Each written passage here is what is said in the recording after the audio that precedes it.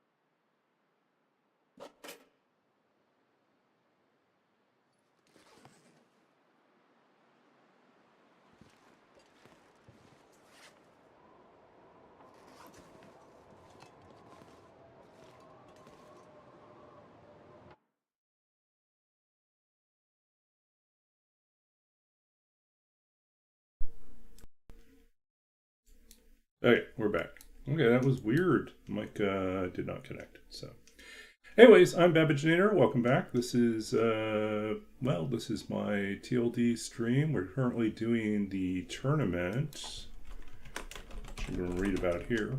It's the Furry Then Silence 2.0 Loper division, and mainly it's a hunting challenge. We have 50 days to gather our resources, craft a bow and some arrows, and start hunting as many things as we can. We get points for the more difficult. Well, for the predators, we get the wolf is 5 points, bear is 25, moose, not a predator, but pretty vicious, 100 points. Cougar, we're only allowed to kill one. It's 250 points. Let's see, we cannot use any tricks to block like the bear with a campfire, or to hold off animals in that way. I mean, it's okay to warm up next to a campfire. We just can't strategically use the campfire as a wall. And no pre-cured saplings or guts, but we can scavenge arrowheads if we find them. Bunnies and ptarmigan are fair game. They're just not worth very much, and probably not worth the effort or the wear and tear on our equipment. Anyways, so that's where we're at right now. We are on day 39, and the weather just turned terrible. So we will resume our project of trying to figure out what we're taking with us. I think we're going to leave behind anything heavy.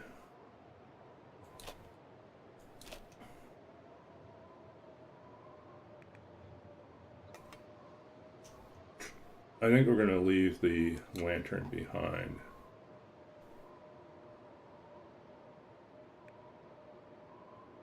And we can leave one of these guys behind.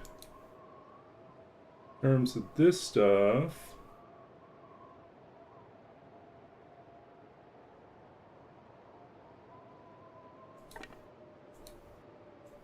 let's drop that. I'm not going to benefit from that.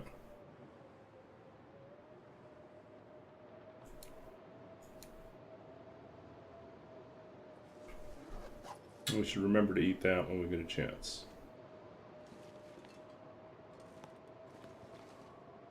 Currently big wind. Is there anything we want to do out here?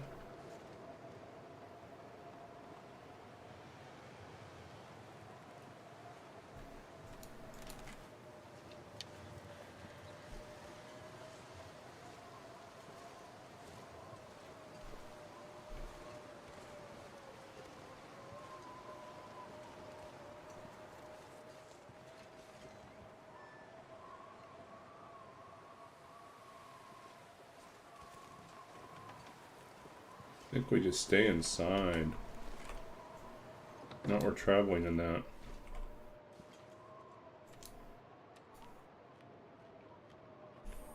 Anyways.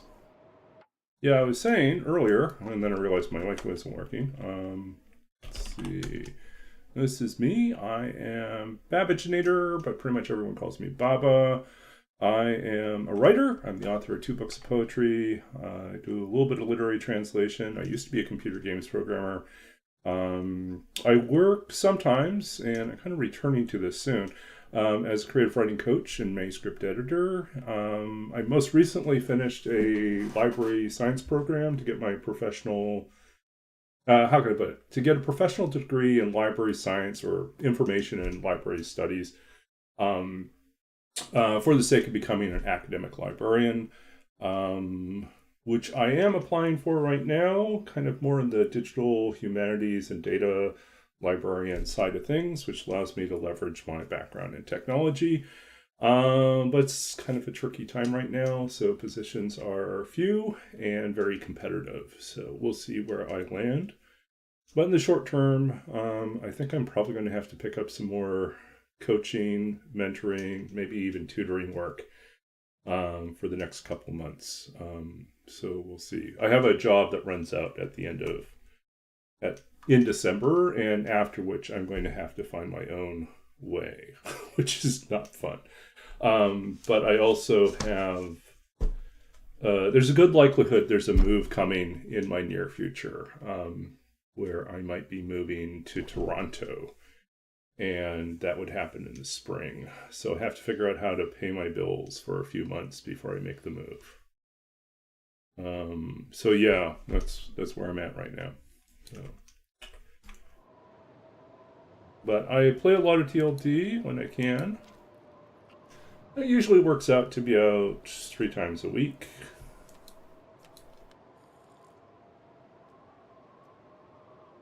Oh, I see more food here. We'll take that. Okay, so what else do we have? I think we should probably go ahead and boil some water. I'm not sure I can carry much more. For now and for the future.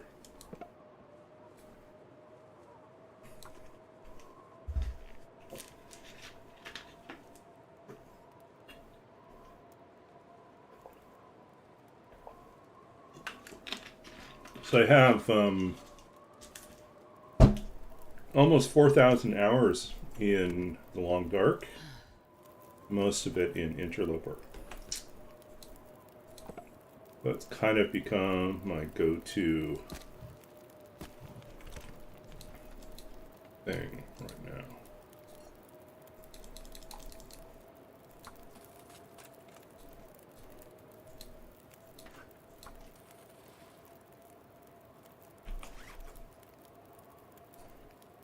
Dog food. Are we going to be stuck here? That's what I'm worried about.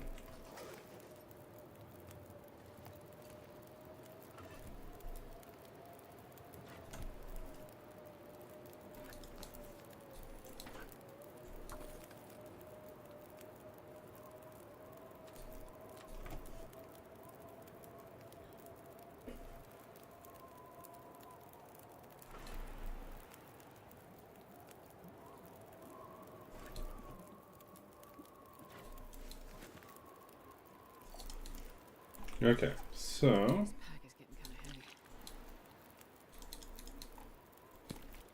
that. Add a little bit more fuel.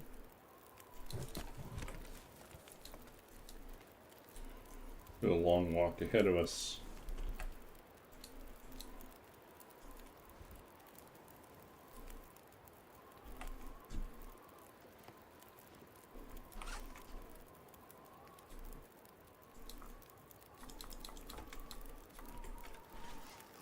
Okay.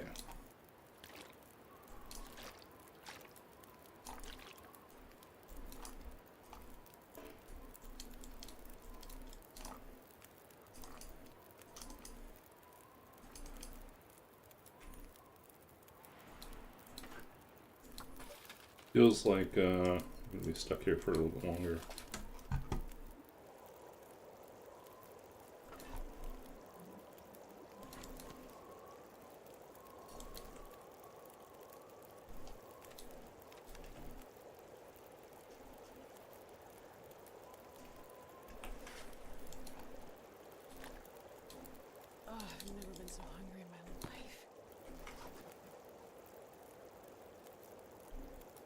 So much wind. I think we are going to get stuck here overnight. Again, not really my plan.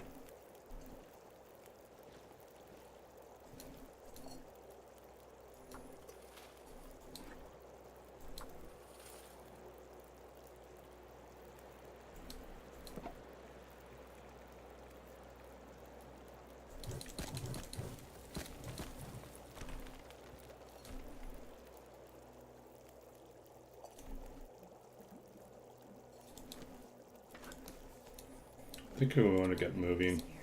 We're going to take what we can and get going.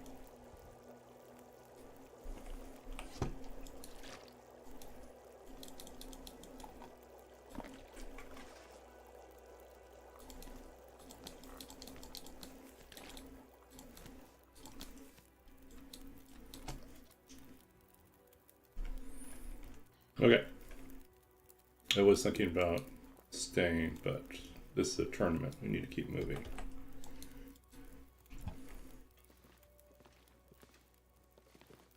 Okay, so from here we're going to go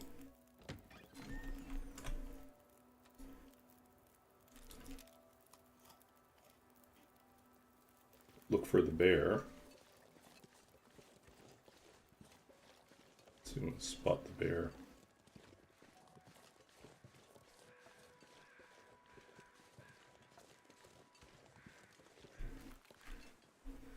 Oh, I didn't realize you could find the hammer here.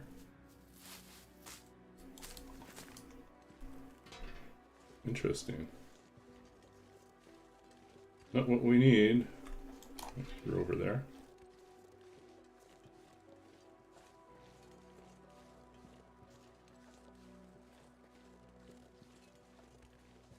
Pick up some extra cattails before we go. I'm not sure I can carry much more. Why do I feel like we already did this? Did we just luck out and get extra cattails that weren't here before? Maybe it's just a trick of the eye. Yeah, we've been over here, right? We went down there and grabbed cattails. Looks like we got these ones.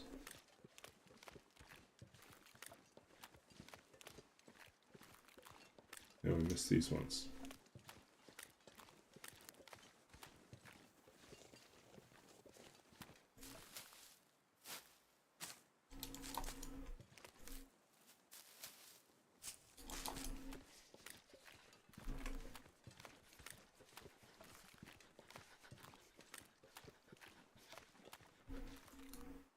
Okay, we've got our hot teas, so let's drink those.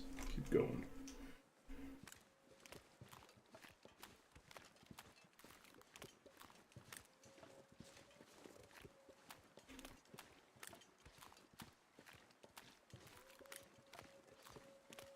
Got more wolves.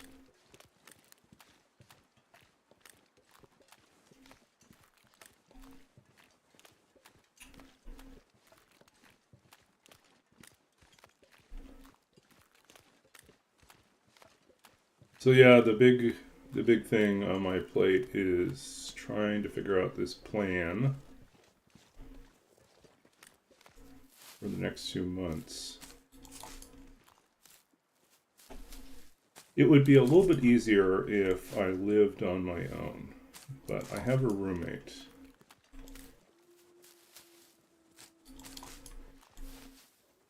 And the roommate will need to find a new place to live, because they've said they're not really interested in getting a new roommate. So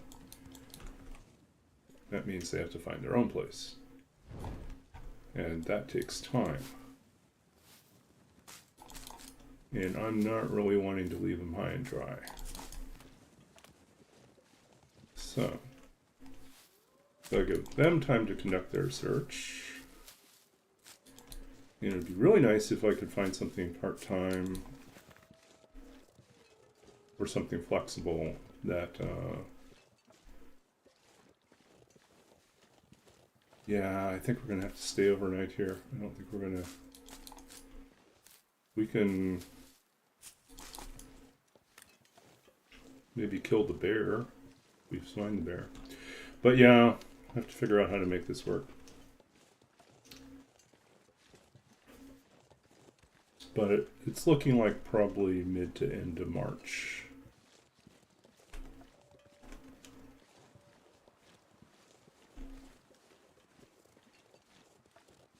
If that's the case, I need to... So I'll get my last paycheck in December. That will go towards... At least go partway towards my cost for January. I'll still need to cover February and March. So I got basically 2.5 months of income to come up with.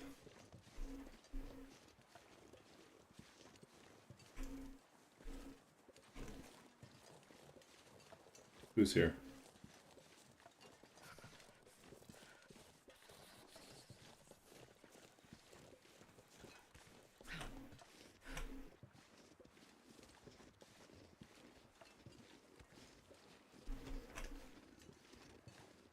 Yeah, figured.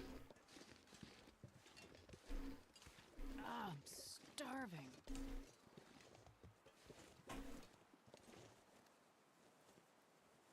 Okay.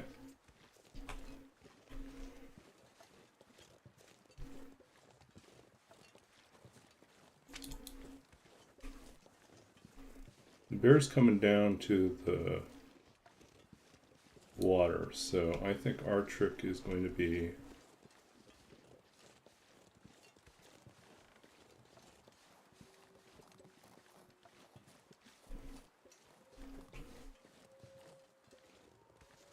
is he coming or going?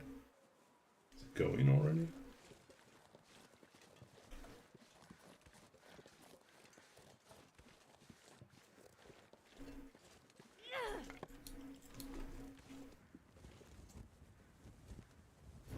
It would have been nice if we had some guts.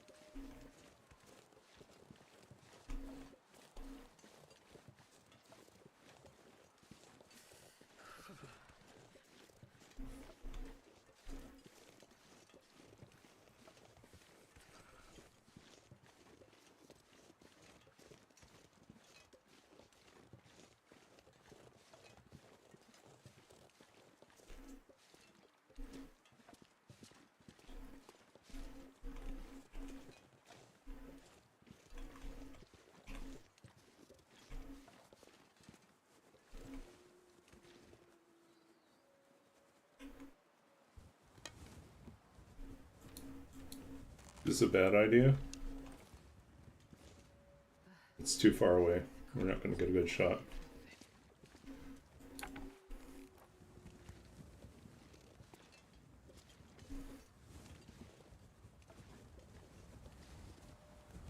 If we had some more rocks, we could do this, but...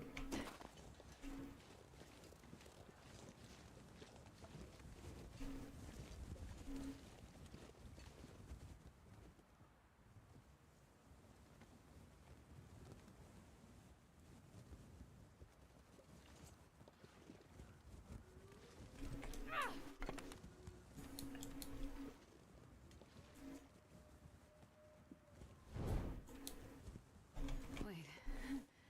I'm so cold. I'm warming up a bit.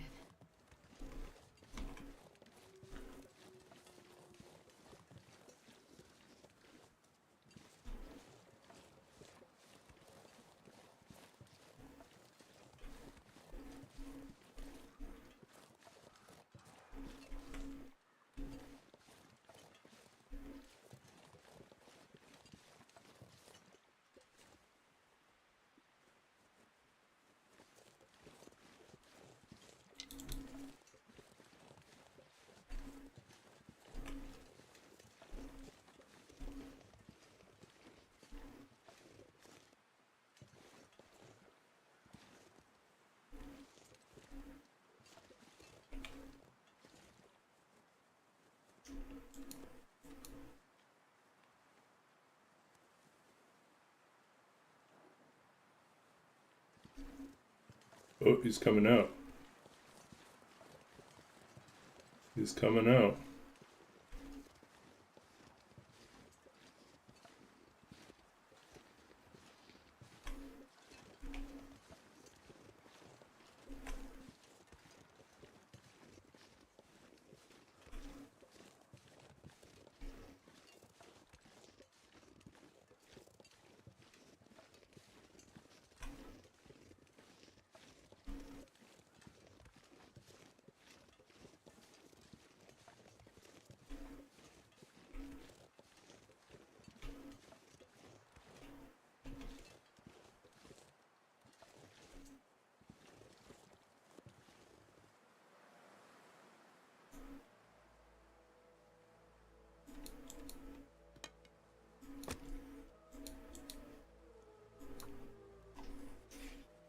We're gonna warm up here.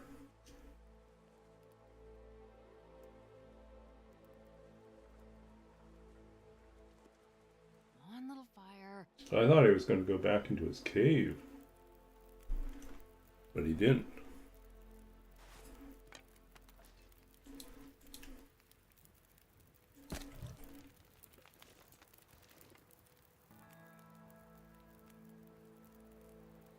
Why is he going that way?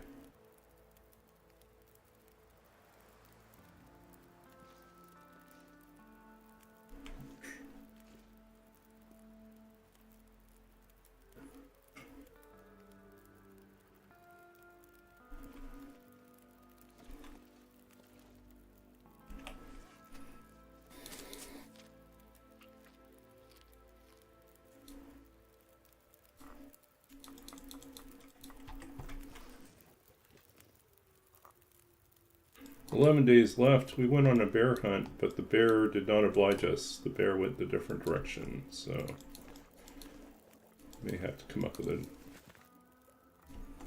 new plan." I don't know why he's going. Oh, he's coming back.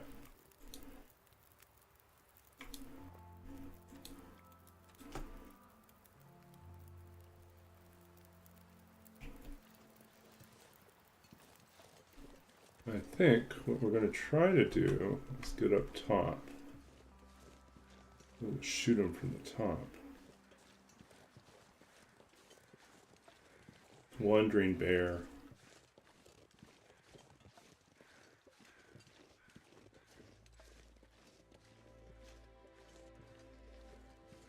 I think this is what we do here.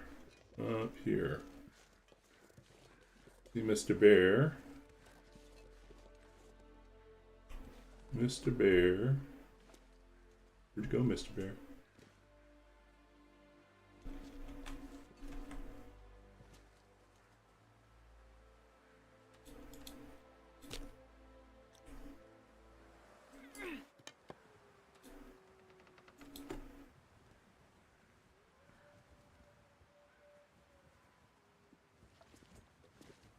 Wish we had some more rocks, right? We only got one.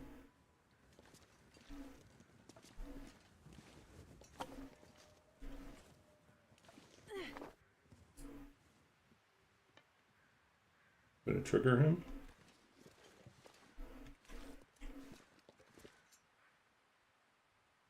Of course he's gonna go this other direction.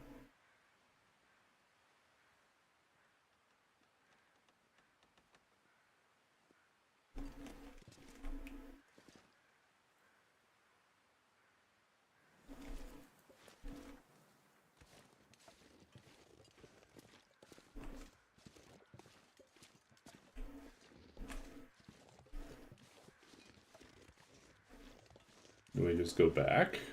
I think we just go back.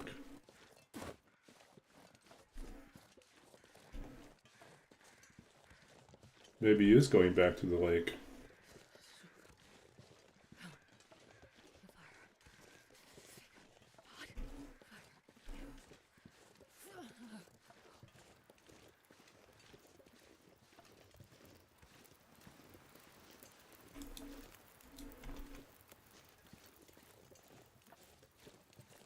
I don't know where he's going anymore.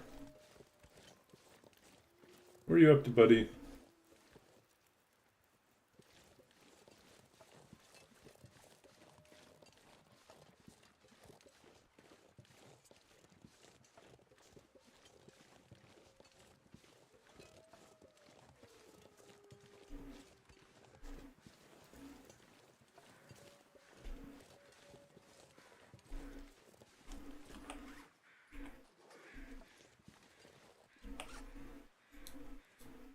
Let's drop.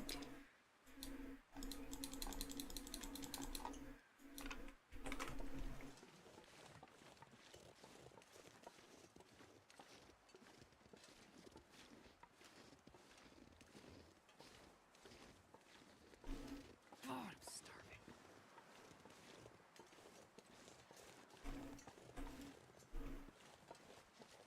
Where are you going, bear?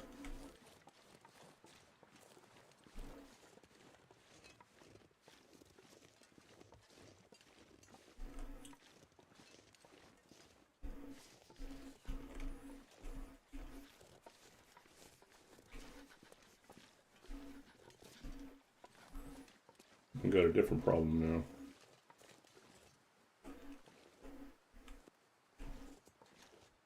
Can't actually get up here. Oh, maybe we can.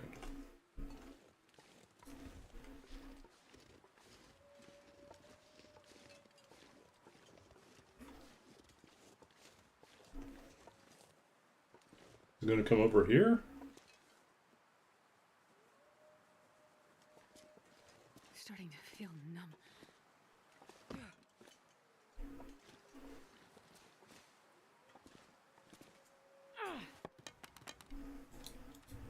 Oops, that's not what I want.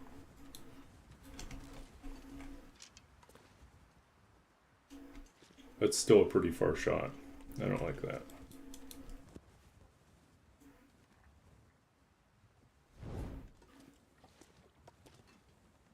Which way are you going? Gonna come over here?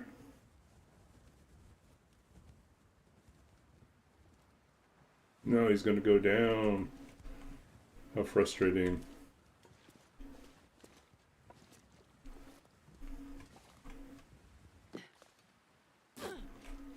Uh-oh. It's not good.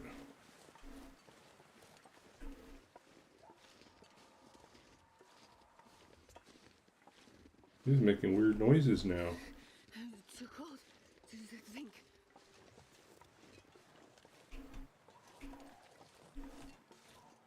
Oh, cougar noises.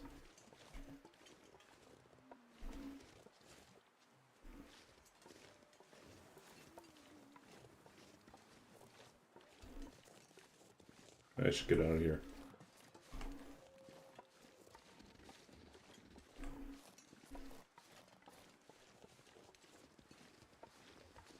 Is he coming back?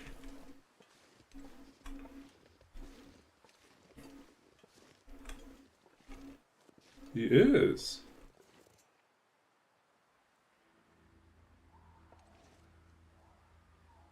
He's going into cougar territory.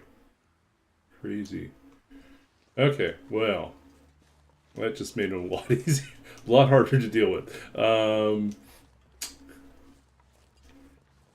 Do I want to provoke the cougar at the same time? No, I don't. I really don't. So I think we're going to have to call this a fail and get out of here. Get someplace warm.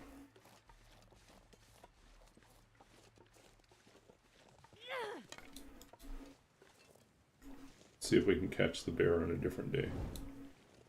Yeah, I don't know. It's like, that's crazy. The bear's walking right into cougar territory. I'm like, nope.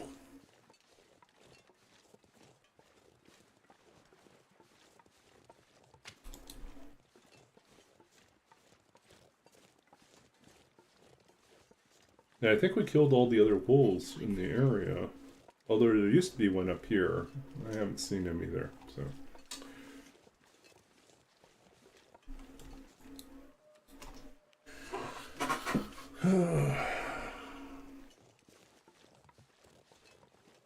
That was disappointing. I really thought we had a chance being the bear tonight.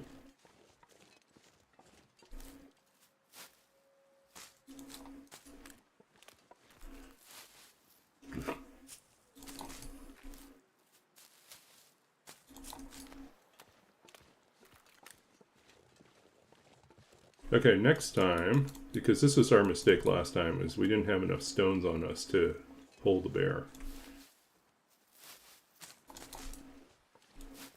This time we're going to grab extra stones so we can throw them and provoke the bear to come closer.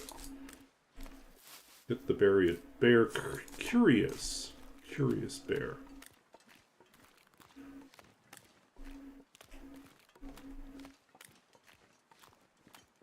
Yep. So Roller, how was your week?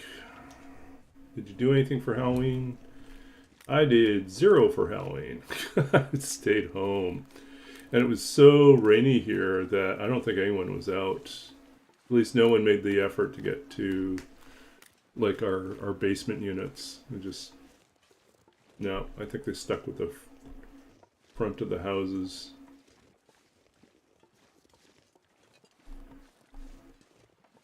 Which is fine because I didn't get around to buying any candy for anyone, so. The sun is setting. It'll be a lot colder soon. Okay. Well, so that was failed. Let's see here. Might as well eat this. Food poisoning?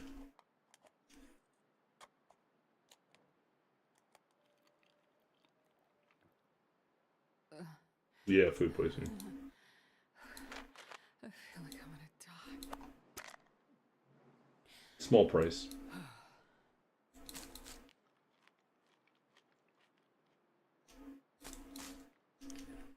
Already we got to ban someone. Goodbye.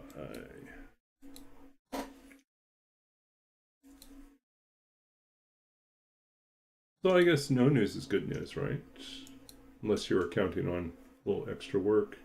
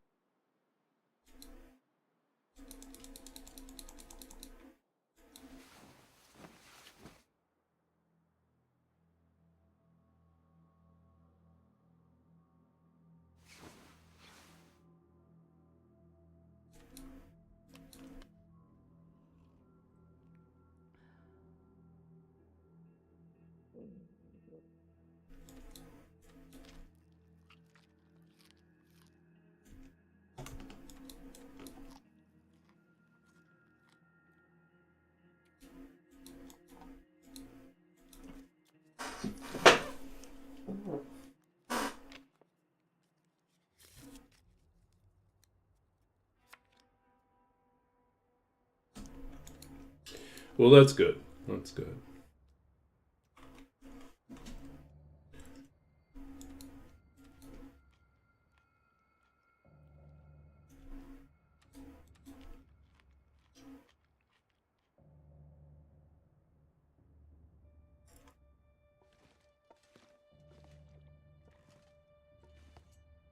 I have a bid in reserves, but I'd prefer not to get into it. I'd prefer to find a way to support myself through the January, February, March.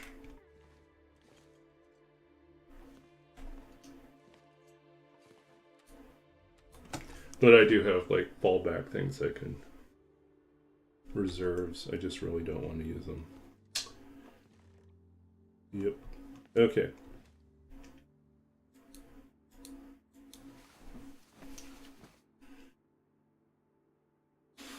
It's also kind of a weird time to be looking.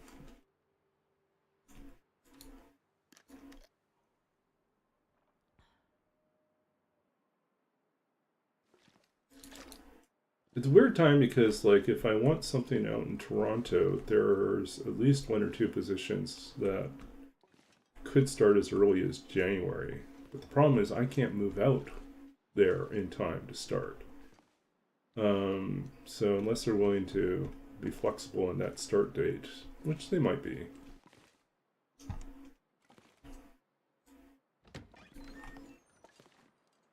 Ooh, the weather looks good. But very cold.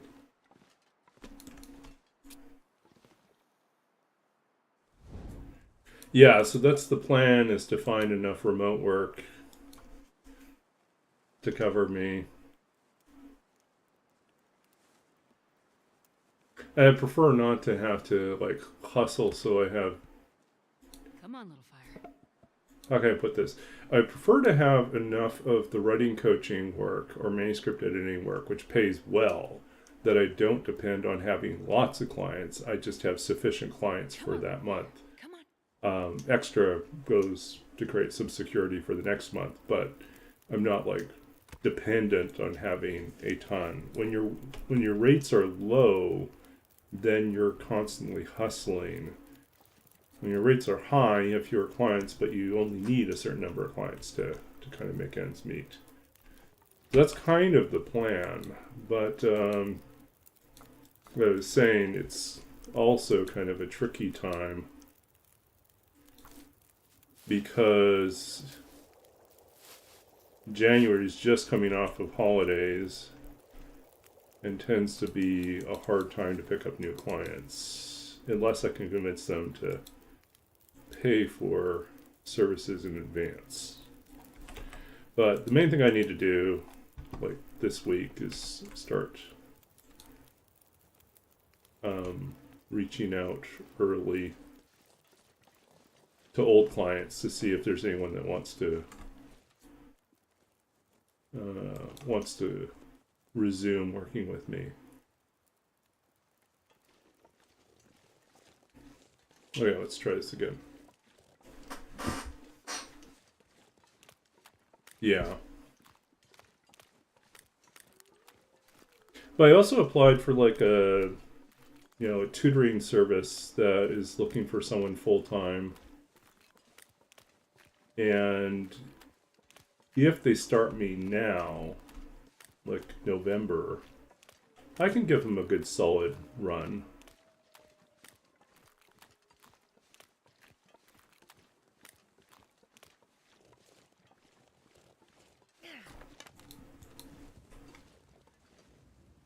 I give them like November, December, January, February, March. I can give them 5 months. 4 or 5 months. But yeah, I don't know. If they push me on it, I'll probably have to tell them that, well, not obligated to tell them, but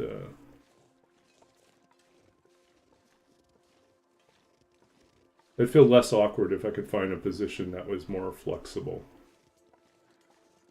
Or it was already remote, so it didn't really matter what location I ended up in. I could keep working.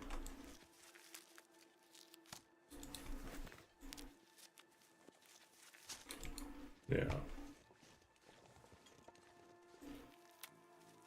As much as I love Vancouver, it's just it's tough to make ends meet. Working, like if you're a student, there's always ways in which the university finds that it can pay you, right? Because they want to support their students. But once you're done, there's no longer, the same thing, right? You're no longer a student, you're an alumni.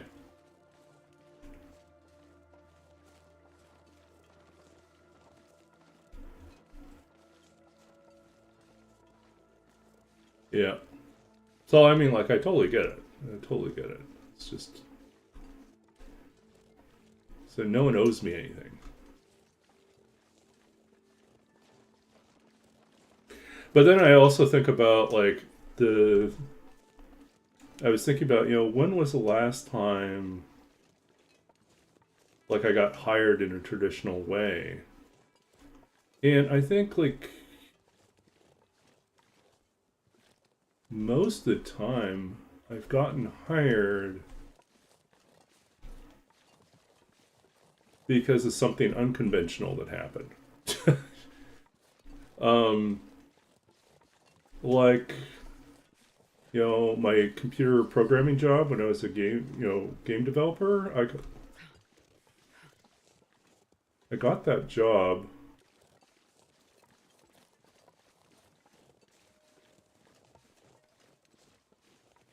did we feel brave enough or stupid enough to go and check and see if the bear is in the cave? I don't know. Maybe not.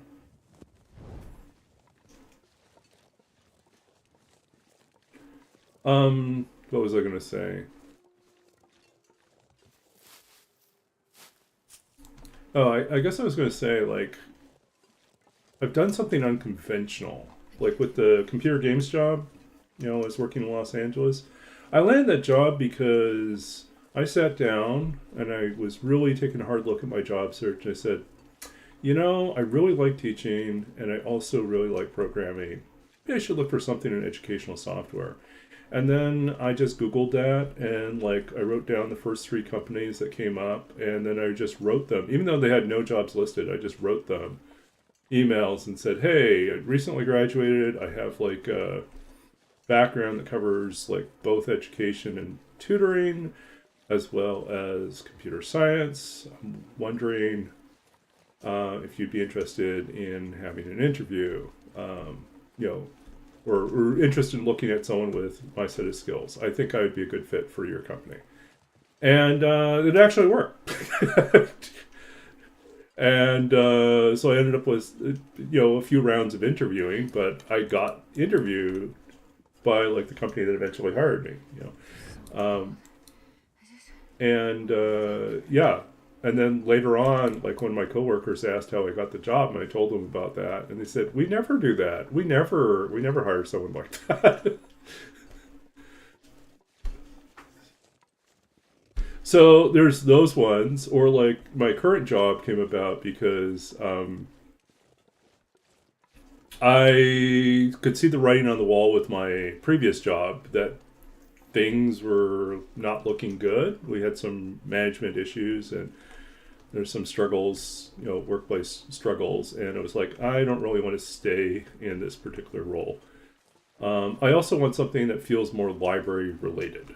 So I was doing research and I thought, maybe I want to do something more in digital scholarship librarian work. And so I looked up who that person was at the library, emailed them, and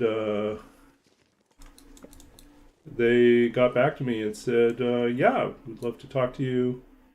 And we had a conversation, and then they emailed back and said, we're actually looking for someone with your background and skill set.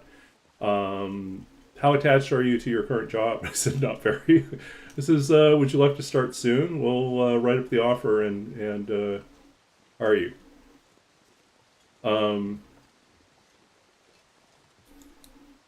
And so that was really fast. It took a couple weeks to get the paperwork processed, but it was very fortunate because they had money. They had been authorized to make a hire. The person they wanted to hire took a different job. And so there was money already allotted for paying for someone that was just sitting in their budget. And so there was no process that they needed to go through because, it was already approved. So it was a lot easier for them to make that hire. So I benefited from someone not taking the job. Come on. -6. We are going to need to use some coal here.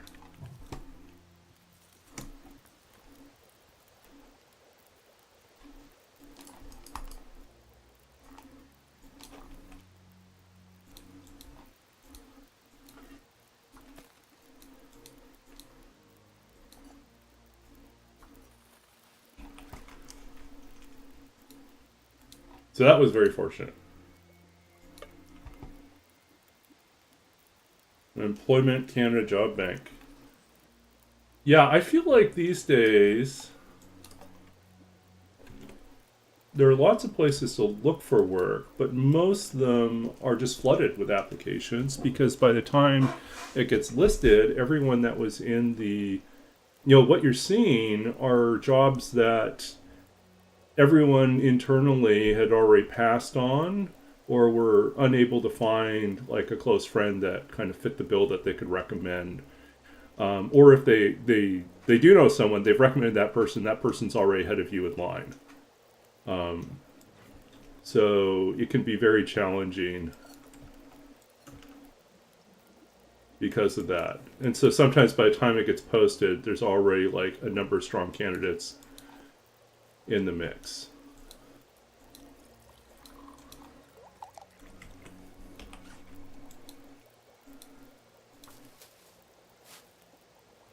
But yeah, I've never gotten a job through Monster Jobs or through any of the other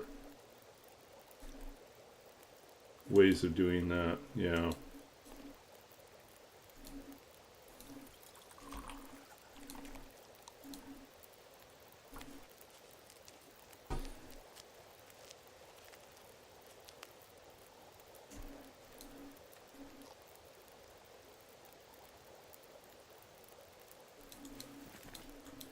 Okay, we really don't have time to sit around and make tea. Trying to think about some other jobs I got. Like the job that I got for my first job at UBC was as a doctoral writing consultant.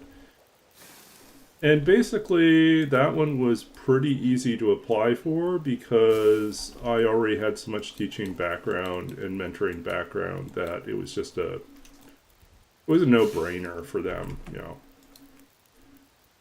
And also, I don't think it was like a super desirable job for a lot of people. So I don't think the job pool, like the candidate pool, was gigantic. I think it was pretty small.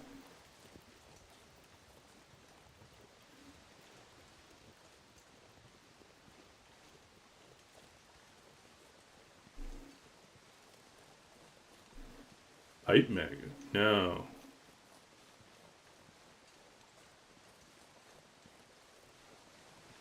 But see, simultaneously, there are some like positions where I'm pretty certain there are other people that are way more like attractive for, and I just like I could do the job. Like, recently applied for this position, you know, at my university library. That was like a learning resource librarian. Which basically you oversee like learning spaces as well as the online resources, as well as like other technology resources that people might need. Yeah, I could do it. You know, I'm capable of doing that job. It's somewhat administrative. Most of the major work is done by the student librarians. So the person in this role is primarily there to go to a lot of meetings. And, oh, the Onslaught. Yeah. I've been seeing that show up around too. So anyways, you know, I didn't even make it to interview stage. Even though I knew someone on the committee who was a non-voting person, but like still someone on the committee. Yeah, I did not make it to the interview stage. Not even close. They had over 90 candidates apparently, and there were certainly going to be, you know, even though it was capped at like three years max experience, there were going to be people who had spent their co-op, you know, training period working exactly at, you know, a learning resource center like this, and so they'd just be better qualified, you know.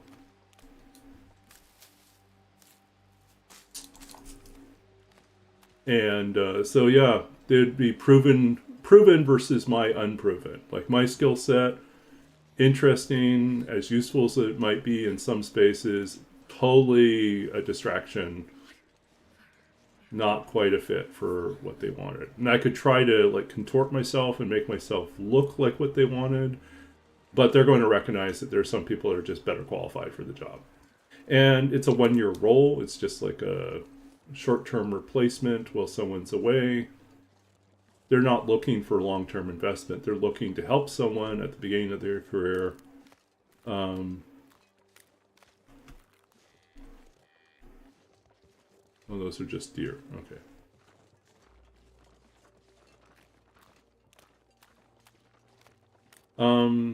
Yeah, someone at the beginning of their career. But someone that looks like they're probably going to pursue this type of career in learning resources, right? So, and I look like a digital scholarship or data librarian.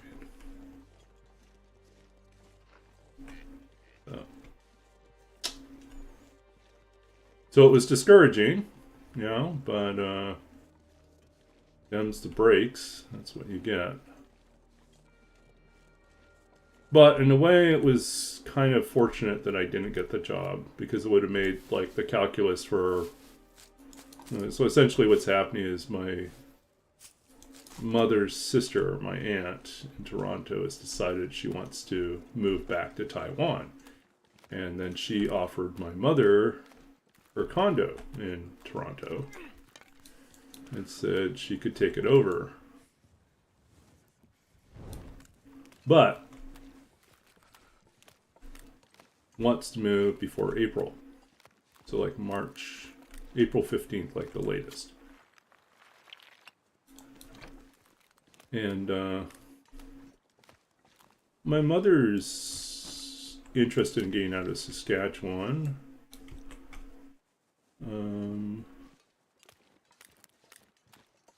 Would like a place that doesn't require her to go up and down stairs all the time, because like the house that she's in right now, she lives alone in, and the laundry's all in the basement, and yeah, she's in her 80s. I don't think she really wants to do that. I don't think we feel comfortable with her going up and down stairs all the time. So like a single floor condo does sound attractive.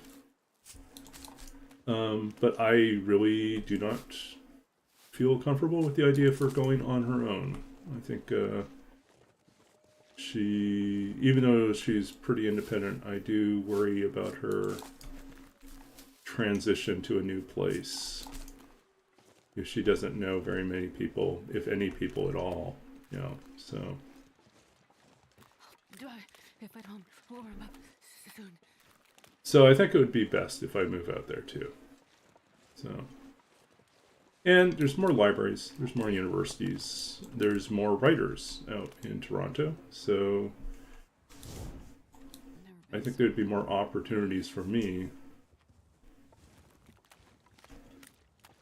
And like I said, there's even a position that's being advertised right now that starts.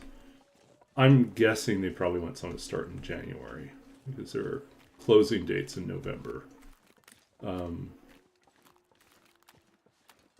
But it's a data librarian 1-term position. So not 1 term, but 1-year position, which is like a perfect entry-level role. It would be a good experience for me. But yeah, I think the biggest challenge with that one is I think they'll probably want someone to start soon. And I don't know if I can make that work.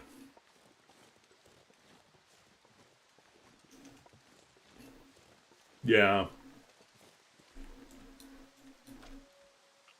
Well, part of what makes it easier is I think my mother really doesn't want to spend another winter shoveling out driveways, long driveways and sidewalks, even though the neighbors help out sometimes. It is a lot of work.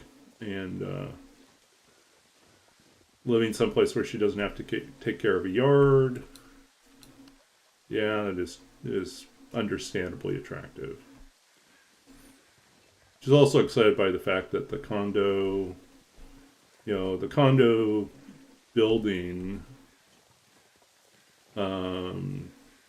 has a ping pong table. It has a gym, it has all this other stuff, but it has a ping pong table. So she's like, then we can play all the time. It's like we can play ping pong all the time. So it's like, okay. She loves ping pong. When she was younger, she was an absolute killer at ping pong. She used to do the Inigo Montoya thing where she would start off playing left-handed. And if she ever started to lose, she would switch to her right hand and then the match would be over. She wasn't really left-handed. She just didn't want the match to end too soon. So...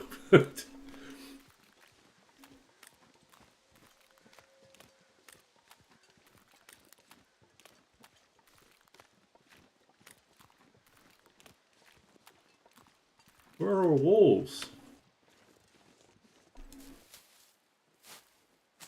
Anything right about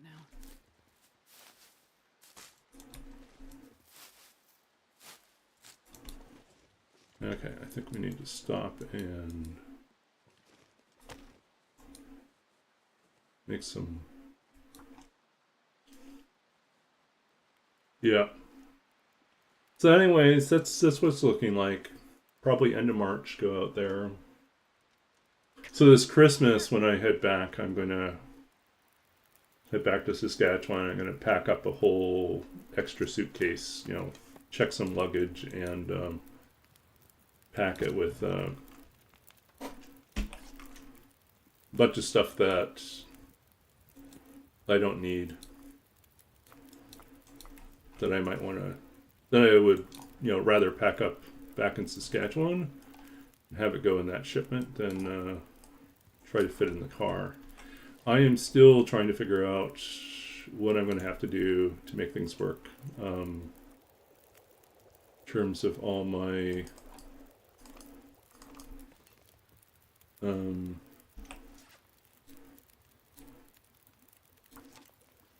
yeah. I know right now I have more than one carload of stuff. Right, so that means I'm going to have to downsize. So I think I'm going to bring back a bunch of clothes, yes, but I'm also probably going to see if I can pack in some books, and then I'll have to donate some books as well.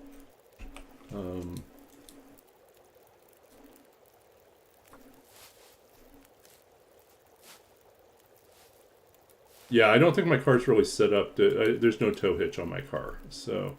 The other option would be I could look into how much it would cost to ship versus like to use one of those pod, you know, moved by a pod thing. I can't remember what it's called, but pod shipping. Basically small, you know, small size container that fits inside of a larger shipping thing. And so that they can pack in a whole bunch of those things into one shipping, you know, one shipping truck, you know, and then redistribute it as they go along. Yeah. That might be one way to get all those books back. Yeah, I think U-Haul's now offering the same type of service. Uh-oh.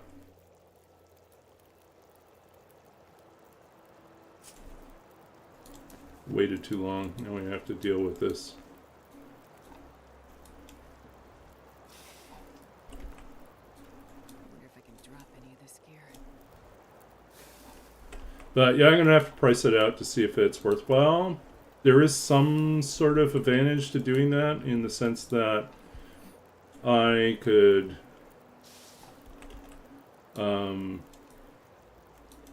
it'll be less wear and tear in the car if I don't have to carry like a full bunch of books with me.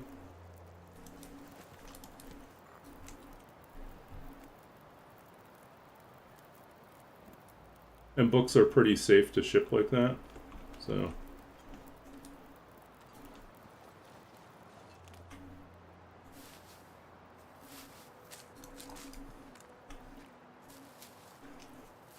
But yeah, I'll have to do some research into that, see if that will work.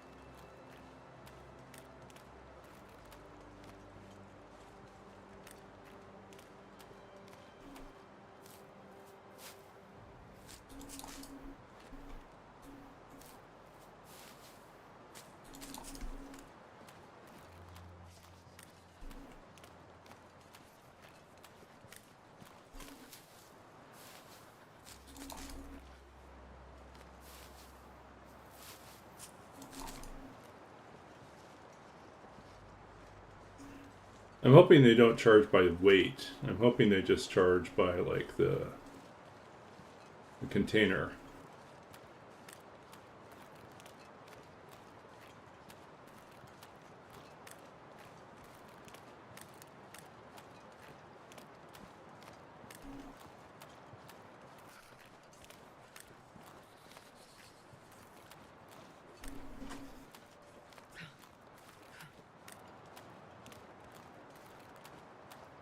But yeah, it's like well-packed books, pretty safe in those type of containers.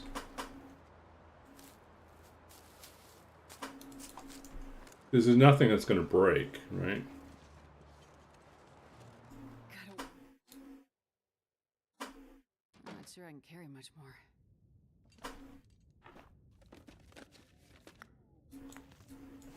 Okay, extra arrowheads. Lucky us.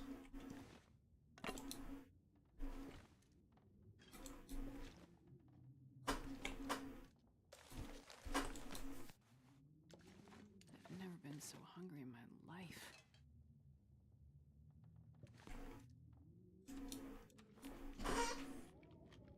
Yeah, I'm not filling it with sand, yeah. That would be worse, right? We're shipping a Jeep piece by piece.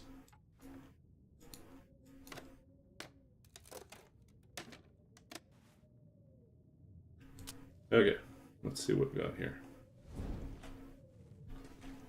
Extra matches. We don't need that, but we will take this food and this food. And extra matches again.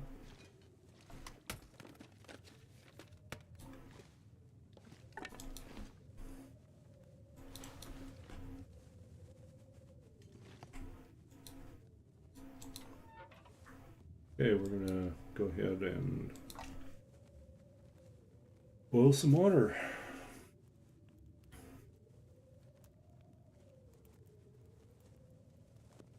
Come on, little fire.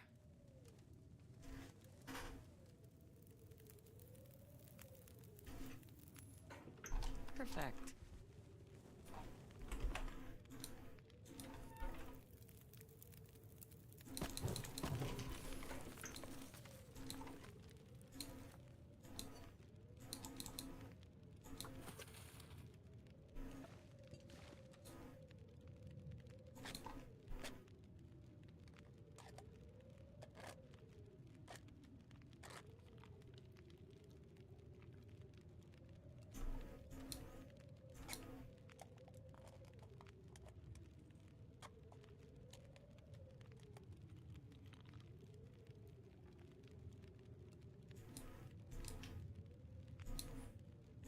Get some extra arrows. Oh, we didn't bring the toolbox. Oh well. It's okay.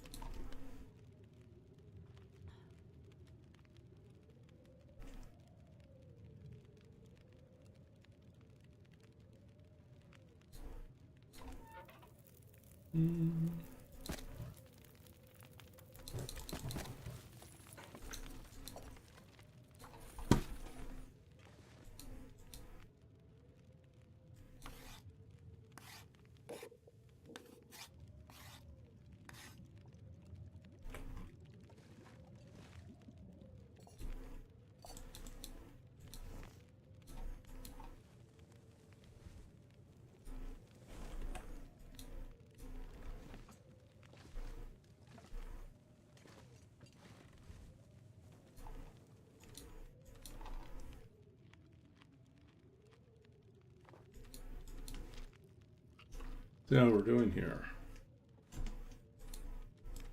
So it's daylight savings tonight, or I guess tomorrow morning. So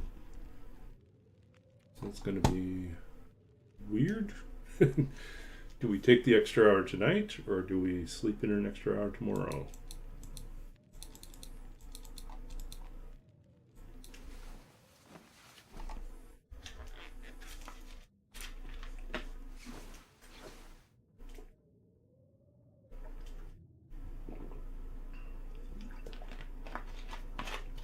Do you get paid for your pager time, even if you never get called in? Just being on call?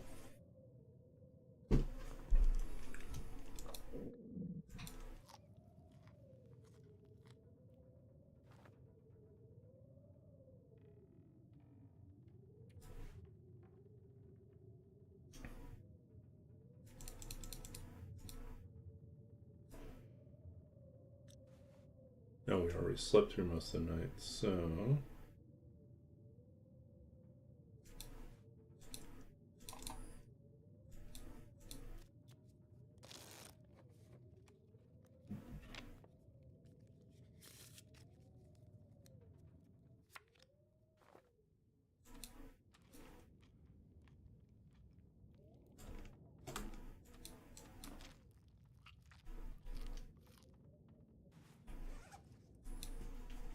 Okay.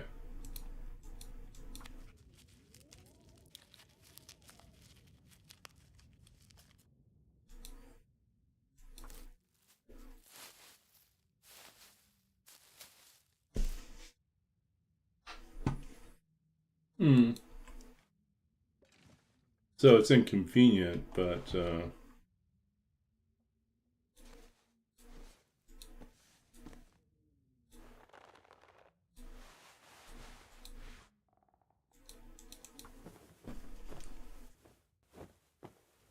it's not the end of the world. Yeah. I'm gonna need to eat some. So I saw a really crazy job posting, and I thought, like, on the surface it seemed like, oh, that would be fun to do, and then I looked at the details and thought, no, that doesn't seem fun at all. So there's a university out in Toronto that's advertising a position for they want someone to teach an online creative writing course. Sounds fine, right? You know, it's a kind of an adjunct type role, you know, so you're not tenured track or anything like that. It's just basically filling in, teaching classes. They want you to teach an online creative writing course. For how many students do you imagine? You know, meets once a week, you know, and I think it's an hour and a half long. How many students in the class?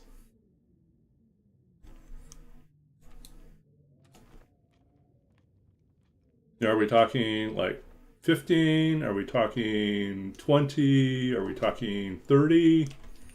No, it's 120. Like, what? I was like, I reread the like posting a few times. Like, do they mean like there's like 4 different sections and you work with classes of 30? No, it's one class that you teach online with 120 students. I'm like, what in the world? How could you have meaningful like instruction on creative writing, which is a deeply personal and intimate type of work to be doing, with a class of 120 students? No one's going to feel like you're giving them that type of attention. It does say there's an allotted like amount. I think there's a budget for like TAs to then like assist, but still, I just don't think this is a workable model. I just don't think it's just not right. It's like, no. No. I was like, definitely no. I won't do that job. That's.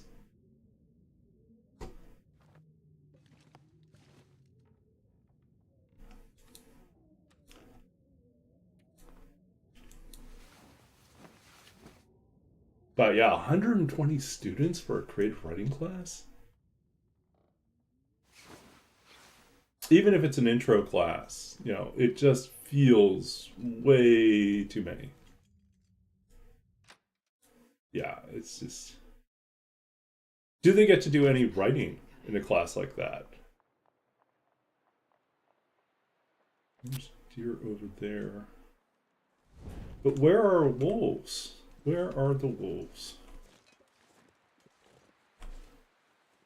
Okay, I was just checking to see if there's any hidden food stash here. Okay, so we're going over here.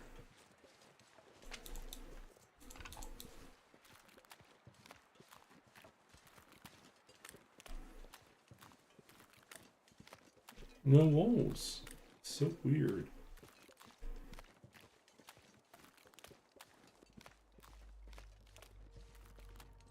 I was really hoping to find some wolves over here.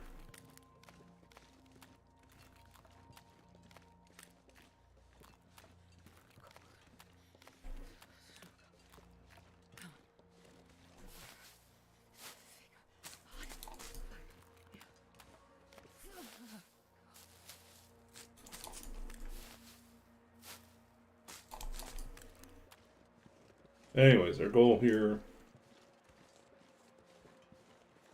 Yeah, I don't think it's going to be essays to grade. But 120, like, fiction assignments or 120 poems to grade, also a nightmare. You know, I think you would have to have TAs. And then you would have to trust that your TAs know what they're doing. It's also a big if. Wait, who do you get for your TAs? Do you get any control over that, or are they just assigned to the class and you just have no idea who's going to be doing this work?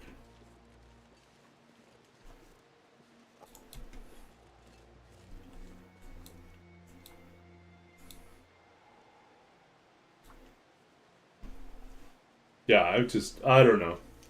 I'd rather teach a class, you know, like create my own class. Which is one thing I might do is...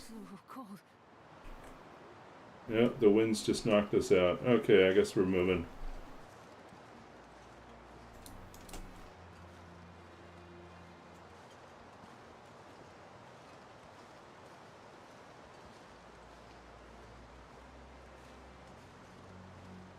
See if we can find some wind shelter up here.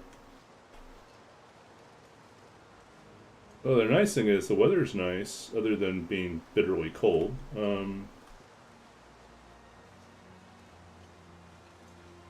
can use our maglins.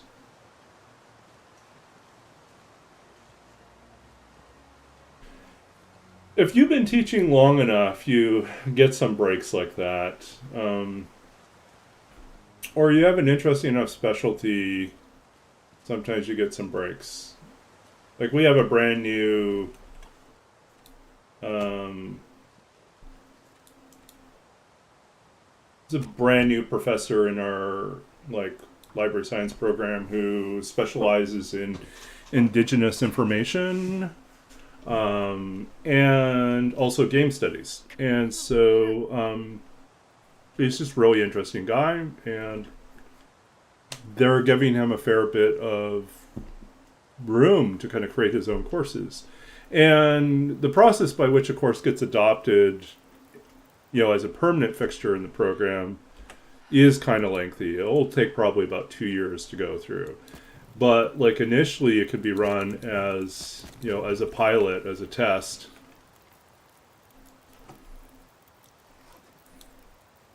And so that's kind of a good way to see.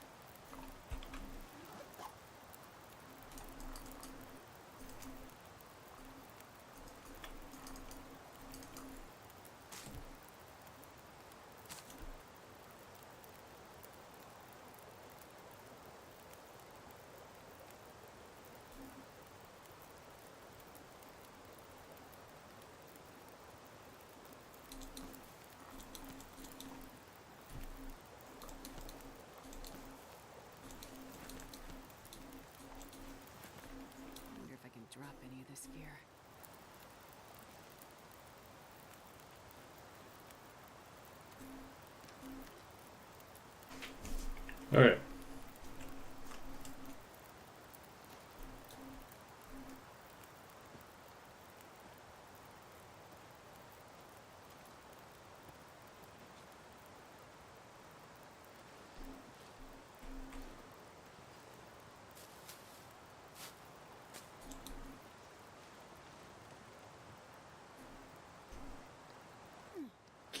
Yeah, I've thought about creating some online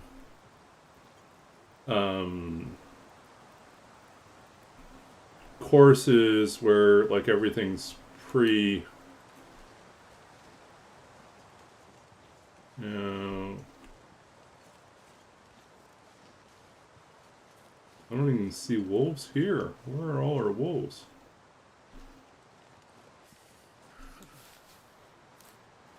Someone kill our wolves? Where are all our wolves?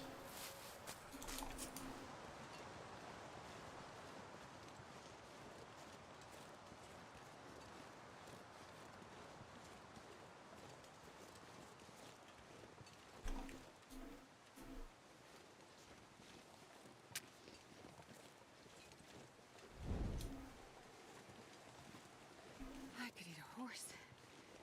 Let's see, because I love horses.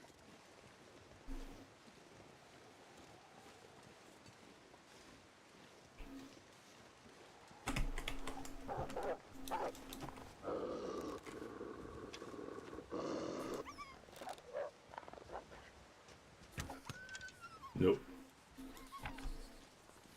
I knew it was going to miss, and I still took that shot. Here's our chance. Find our wolves.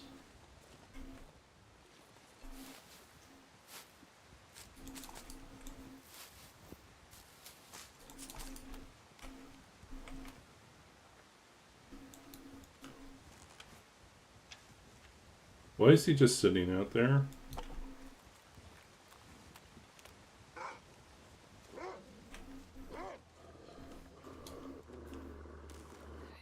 Okay, who's going to be first here? This guy is going to be first.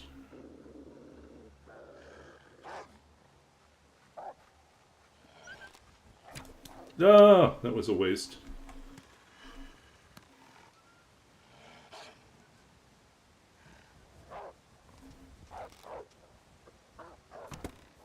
What? We just kept botching all those shots. We are not on tonight at all. Of course, these were pretty bad angles to be fighting.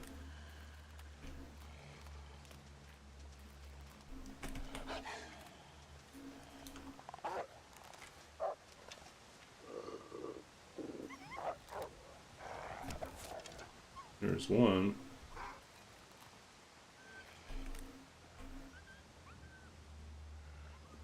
Hey, welcome in, Cyrus. This is Slow Wolf here. You waiting for my torch to go out? It's up here.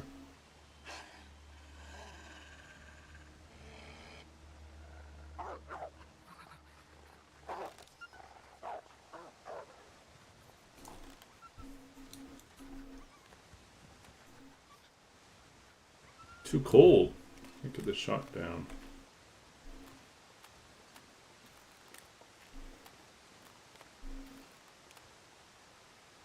Where are you going, buddy?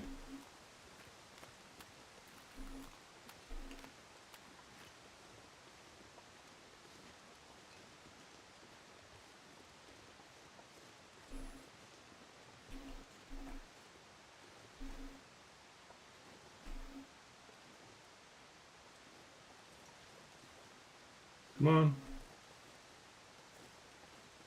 Come find us.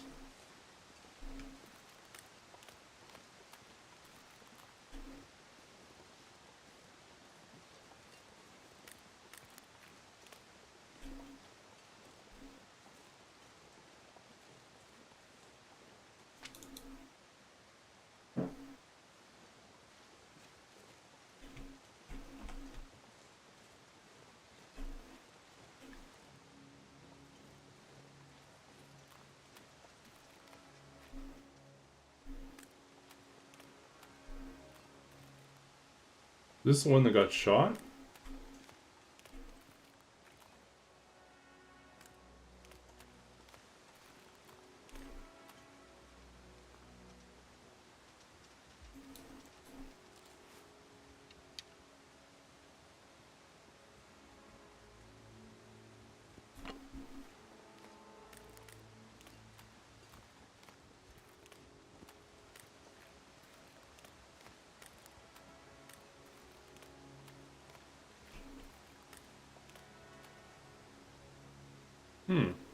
Weird.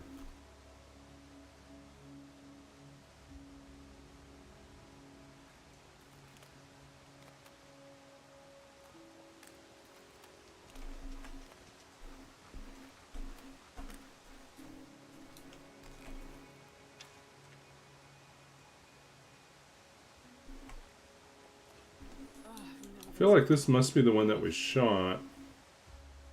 He's running scared, but I don't see any blood in his tracks.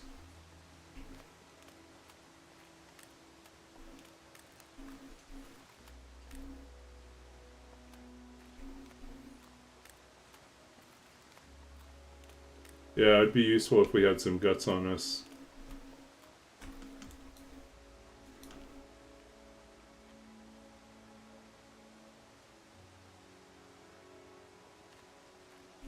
Just gonna be annoying.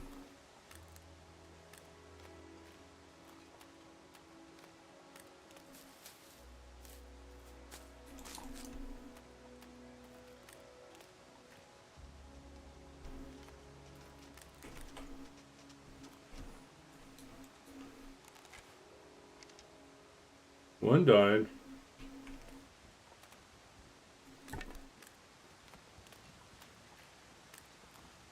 He's just in panic mode. I don't think he'll ever settle down so we can get a shot. You are super annoying. I'm not sure I can carry much more. Well, I guess we can go find the one that died. Heard him keel over here.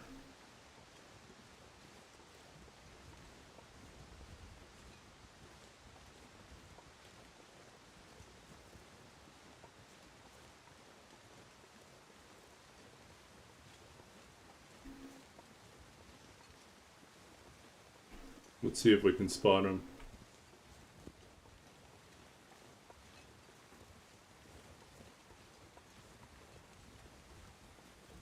Oh, there he is.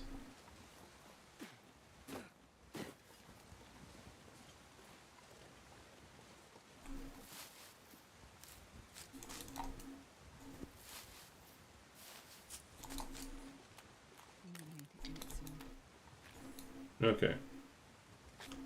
I'm just gonna go ahead and drink the tomato soup.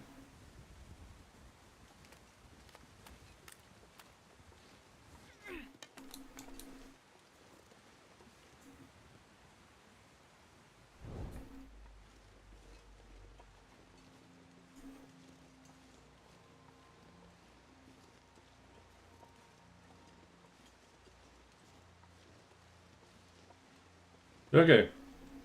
Have you calmed down, buddy?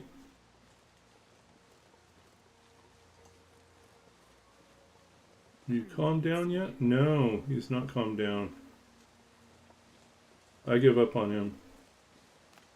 He's too panicked.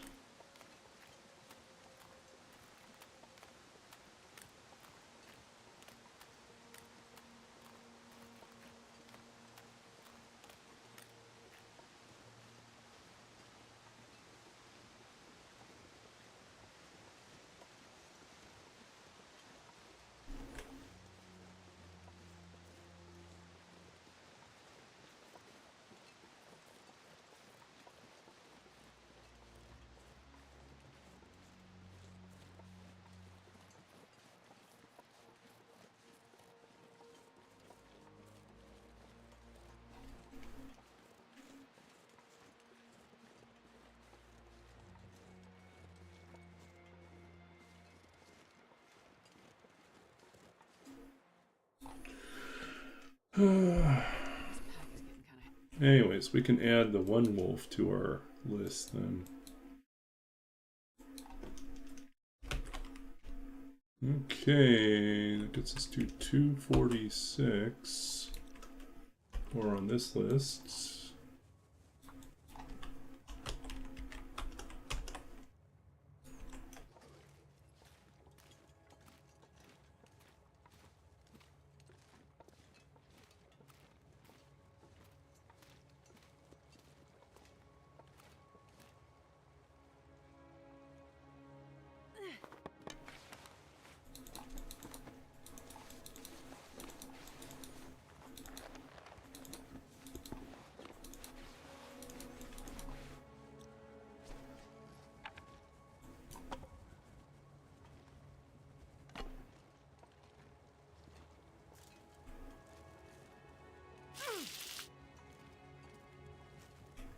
Wait.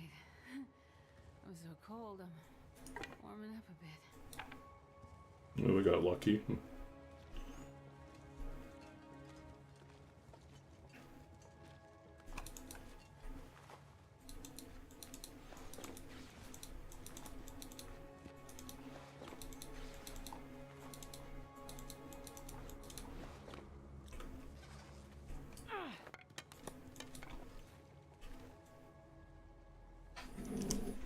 Hey, we're warmer. I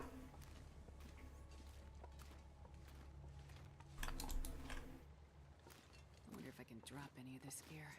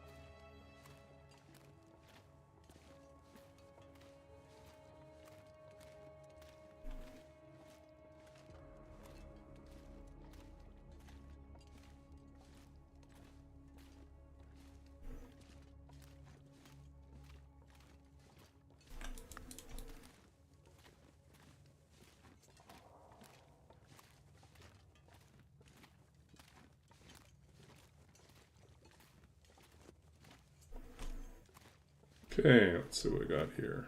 You get a deer? Anything to eat? Nope.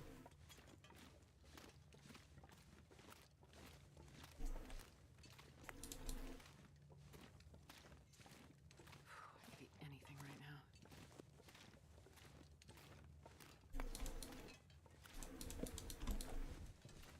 now. More matches.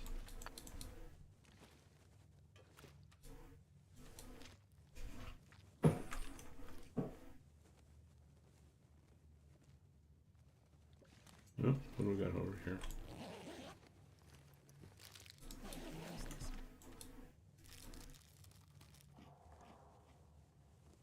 Okay, let's figure out what we can drop.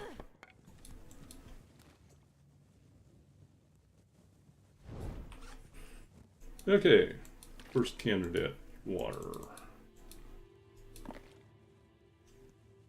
Second candidate, firewood.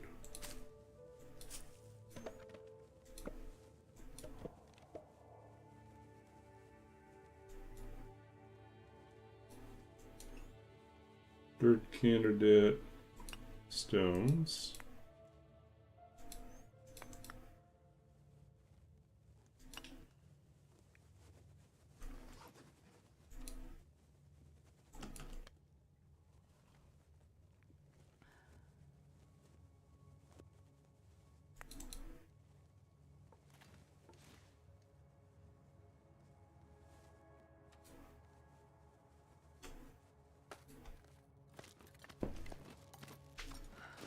It's not just numbers that go up, we go up. Yay! We're at the top.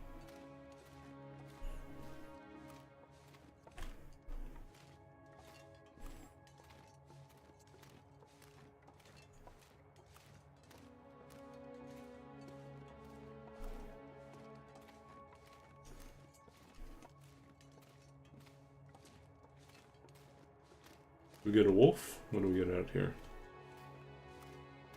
This guy.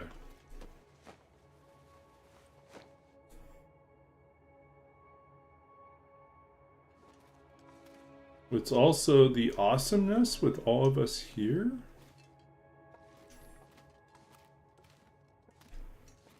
Well, we do our best to entertain.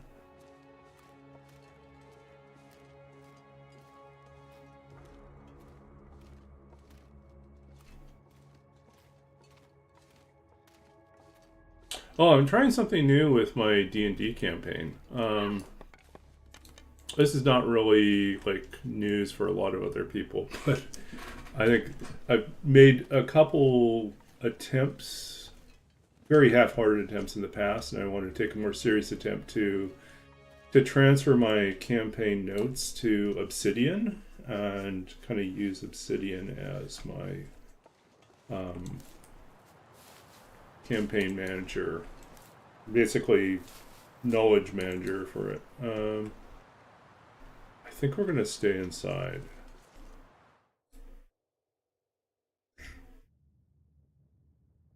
I don't think we'll get to where we need to go. Well, we could probably start a fire. Maybe we'll do that.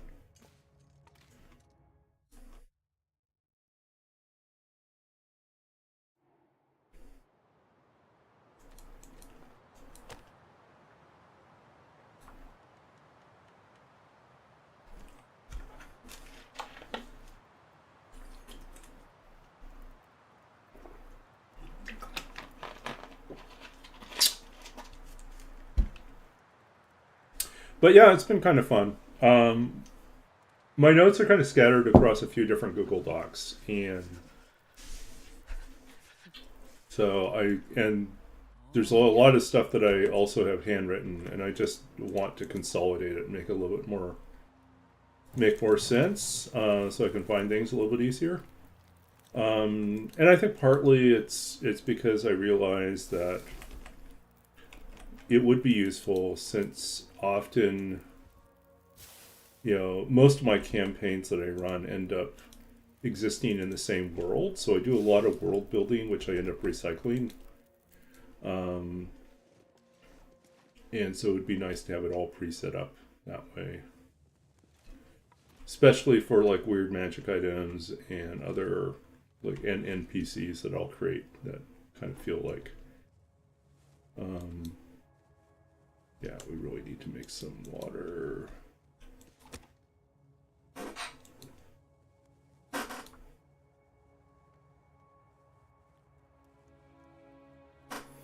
So yeah, rather than hunt around all over the place, be able to just have it neatly organized and linked together. If you're not familiar with Obsidian, it's basically it's an application that works off of like having basically, it's kind of like a wiki of markdown files, but it has a nice graphical interface to work with. So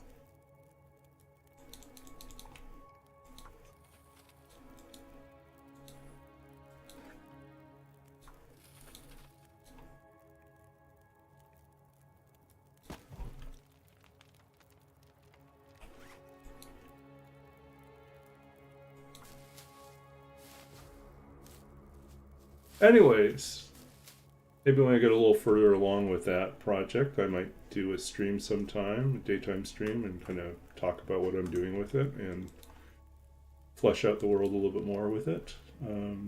But I think it looks nice. I mean,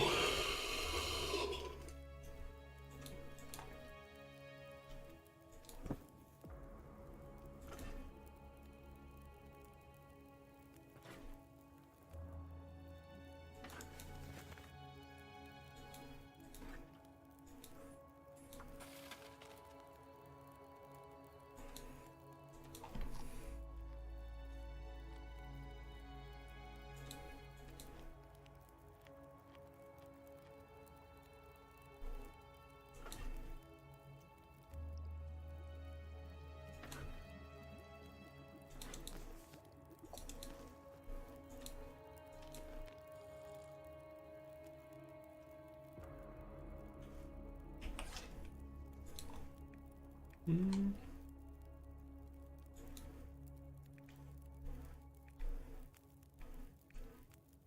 We are at 13 arrows.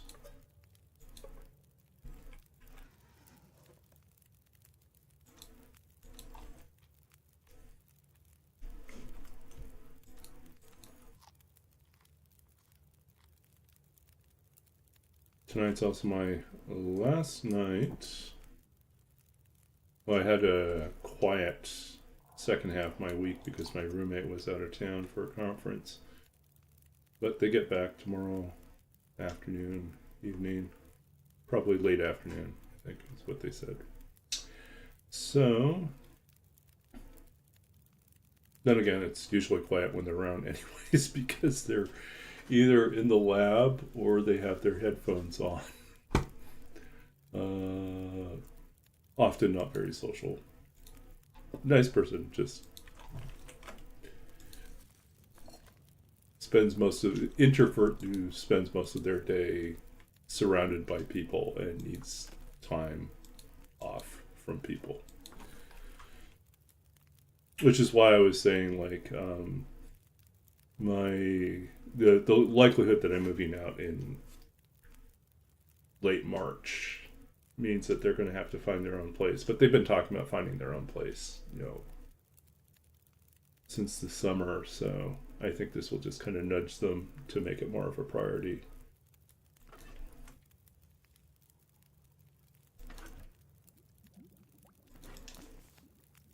I'm not sure I can carry much more. Okay, so let's see what we got here.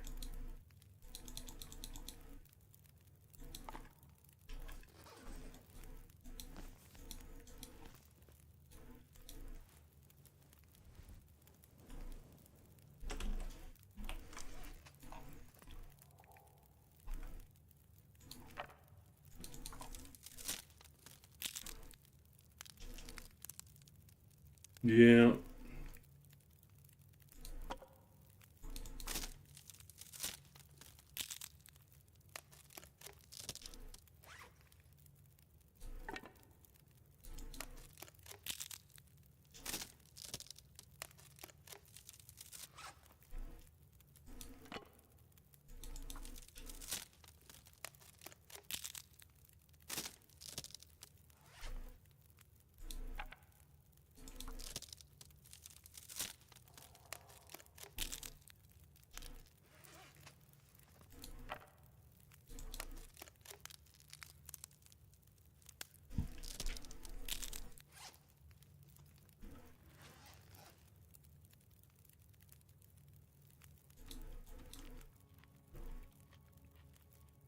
Okay, let's eat some more cattails and get ourselves ready for bed.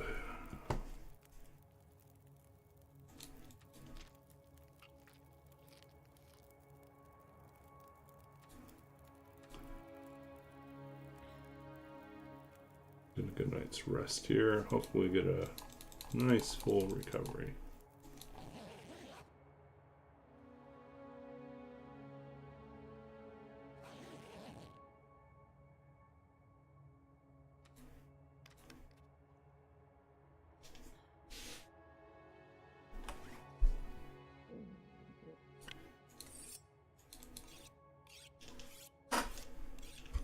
Can't do much else, but we can sharpen our knives in bed.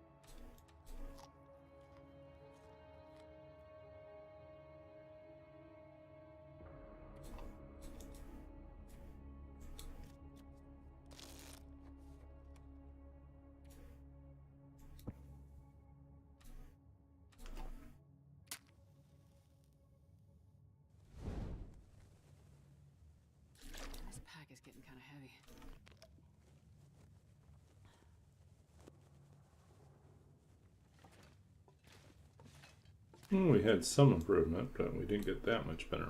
Oh well.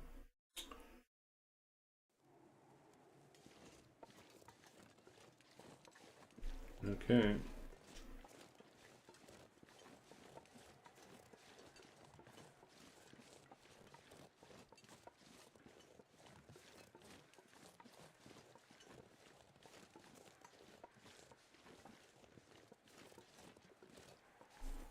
Should we do the gold mine or should we do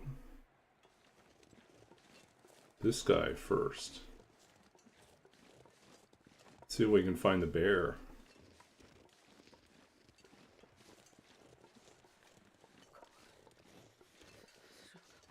We get lucky and find the bear.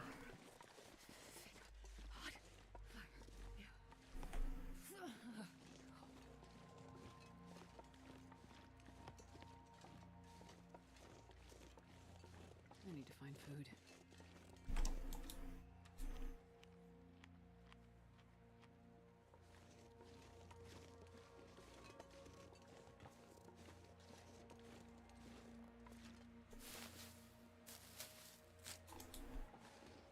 Where are you, bear?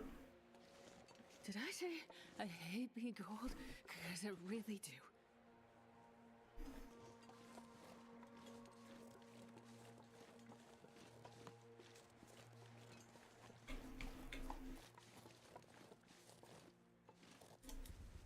I wonder if I can drop any of this gear.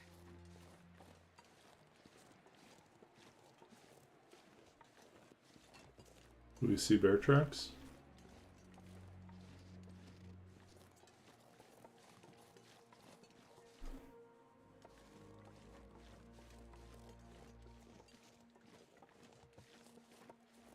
It's a goddamn freezing.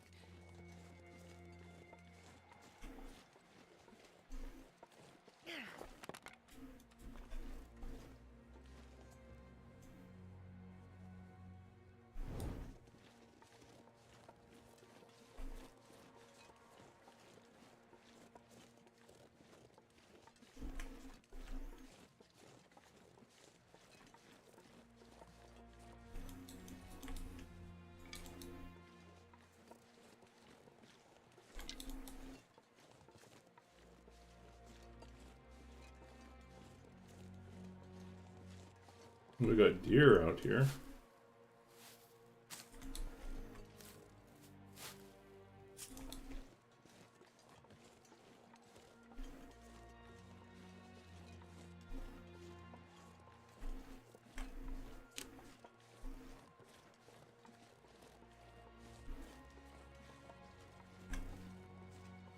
Can you eat trees?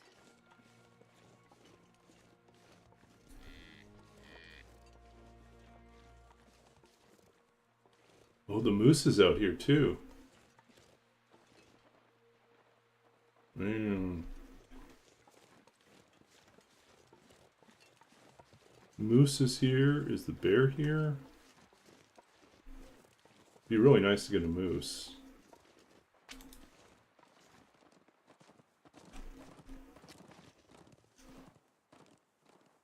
How do we get the moose?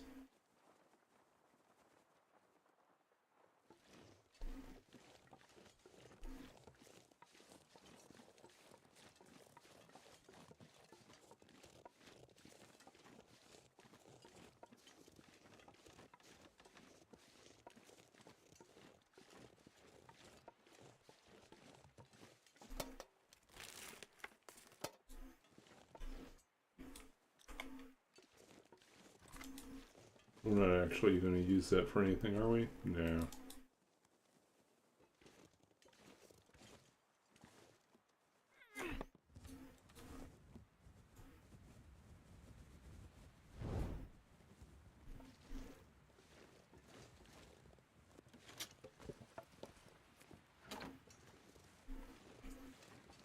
Rabbits.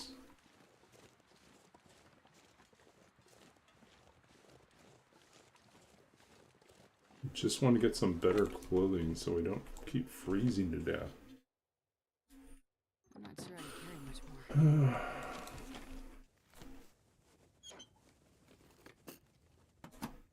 Okay. We picked these up, but we actually don't need them. Where are you? We're not making anything, so leave those behind. Take the food. Jeans not helpful. Nope. Oh, there are books up here. I don't think I ever paid attention to that shelf.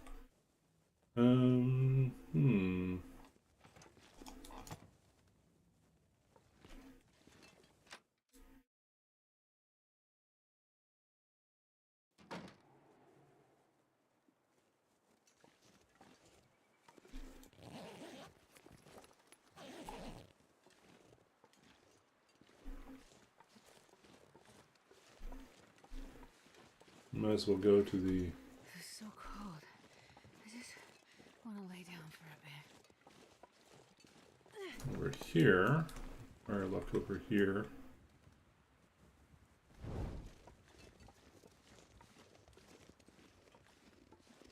Try this house.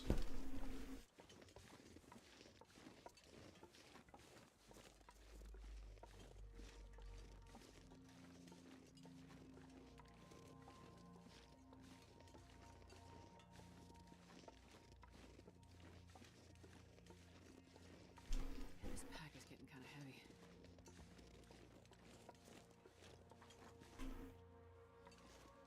Oh, there are birds here.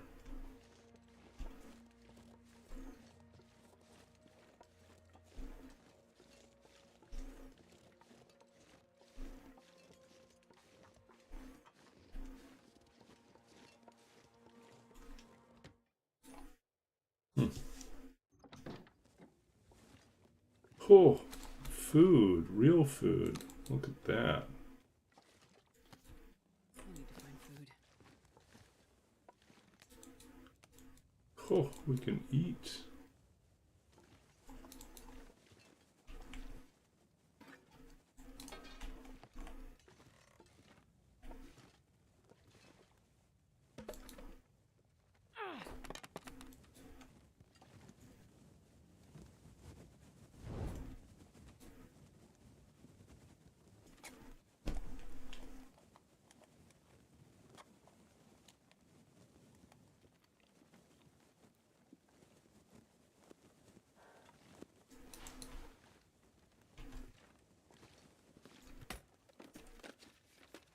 This will come in handy. Probably not.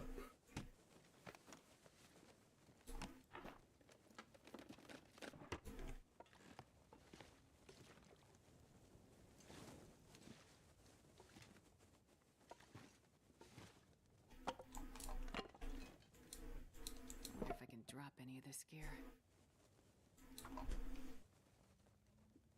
Okay, let's see what we can do here. Come on, little fire. Come I on. think we can make pancakes. No, we don't have maple syrup. We can make bannock. That would be good.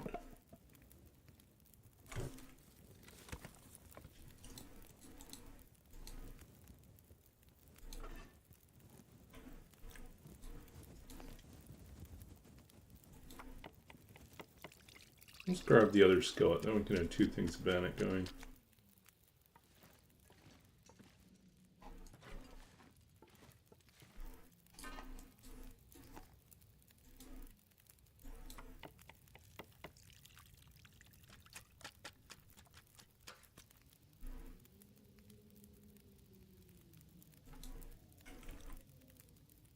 $15.25.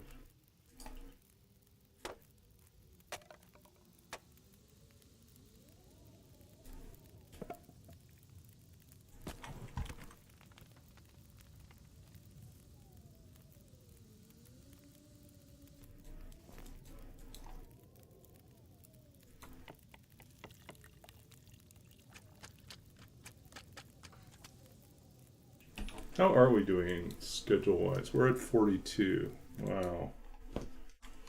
We're running out of time. 42, and we have our 25 wolves, 4 bears, 6 deer, 3 rabbits. We have not killed as much as other people have.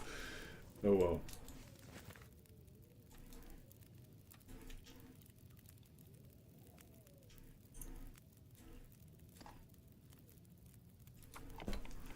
There's still a moose. And there's still a cougar. Maybe there's a bear here too.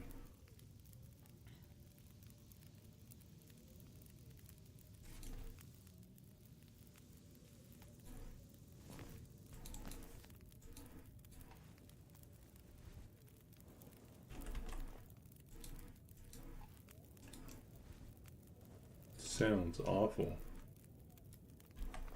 Yeah, I mean, part of it is just to get something in, right?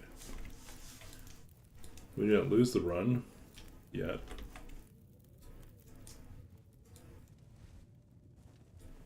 Completion is part of the battle, right? Yep, wait a sec. We want more torches.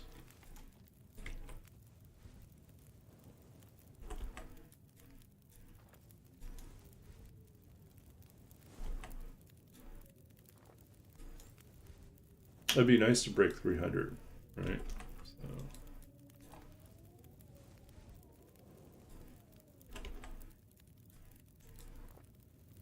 How much is that moose worth? Moose is worth 100 points.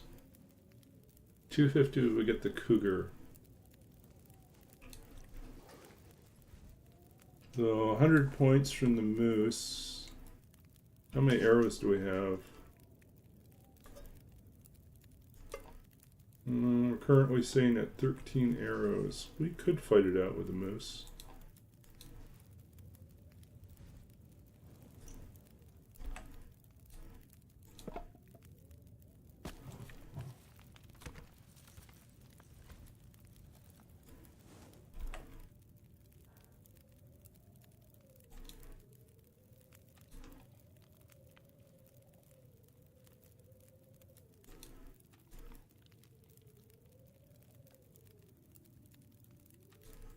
Just would be better if we had a good spot for hunting the moose. I think AV's in a different category than me. AV's doing the nope level. I'm not doing nope. Nope to nope.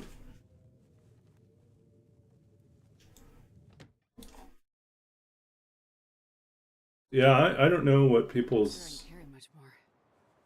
Well, we're not hunting anything in this weather. That's a no. Moose will probably be gone. That's sad. Okay, what do we got here? We got trail boots. These are also trail boots. Where are they at? I guess we could break them down. Do some leather repairs.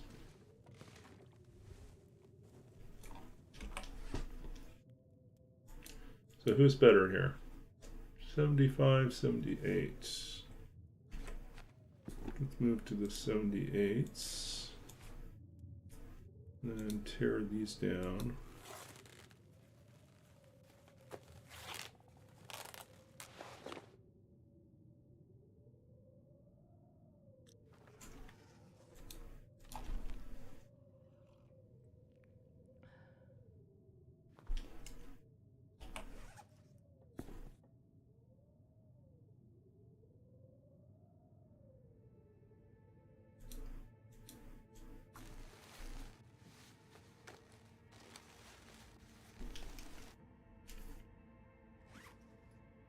Do we have anything else we can use? Nope.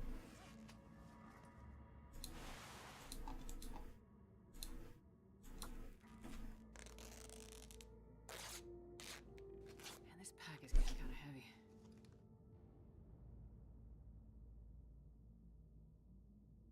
heavy. We're still... I guess this is the one that can be repaired.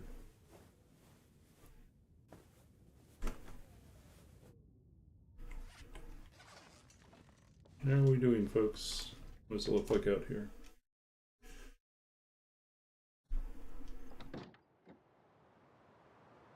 Still gusty. Not really ideal.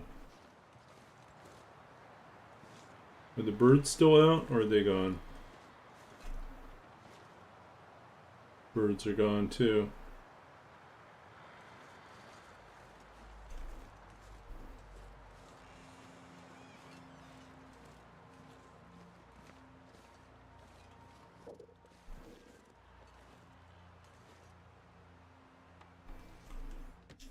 Well, I guess we could see if the moose will be there in the morning.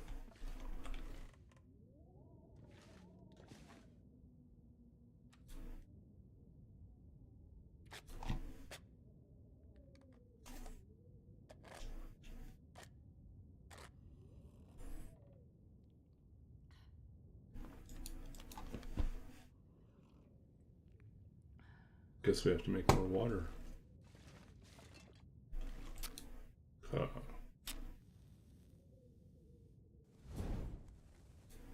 Wonder if I can drop any of this gear.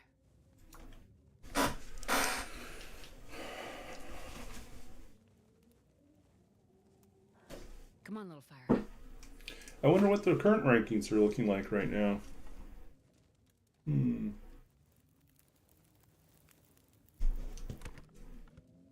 Perfect.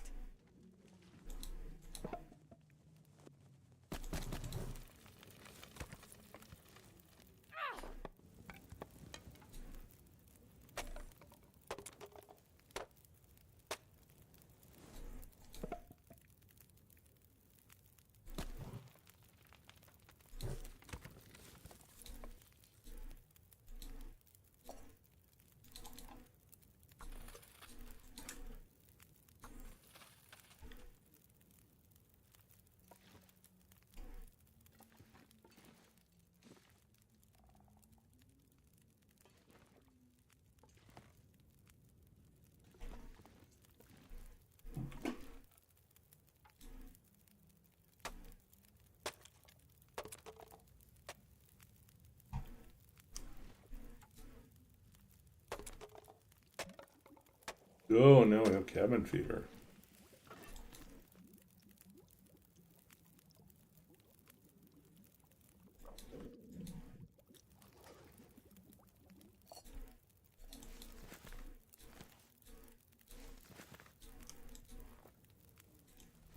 Shall we try our luck out there?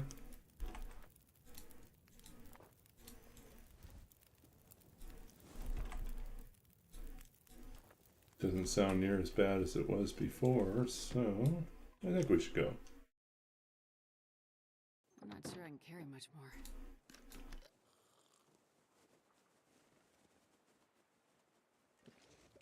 Okay, let's see.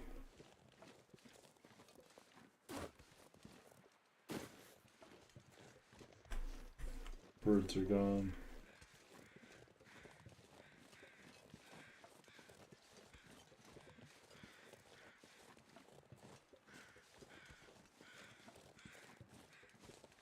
We see a deer. 2 deer.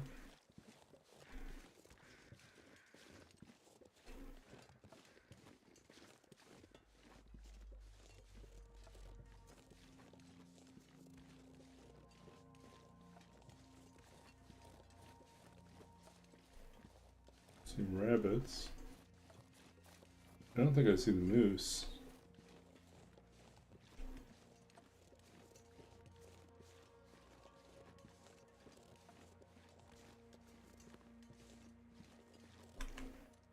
Don't see the bear.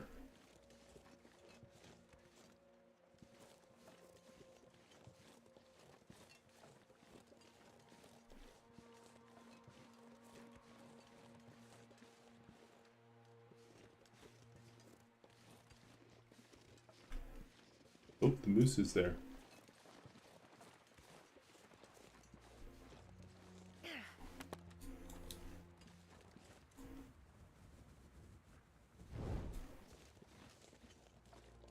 What's our best way to get the moose?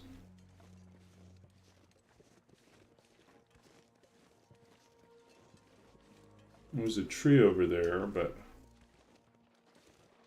Oh.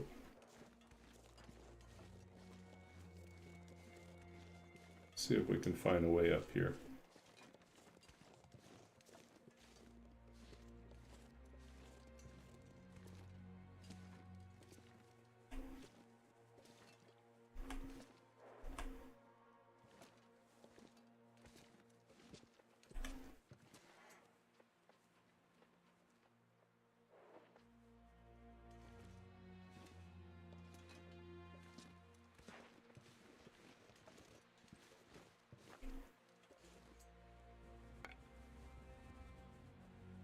I just have the one rock. I've dropped all my other rocks.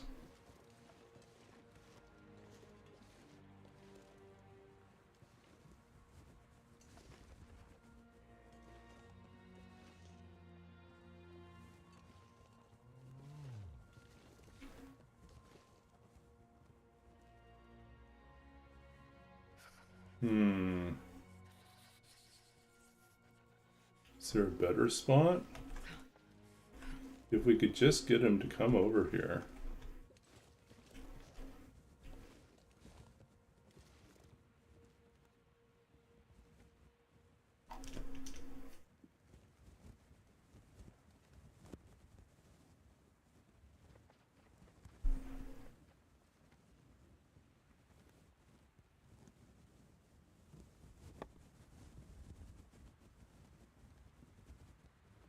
He's really far away. How do we get him to come over here?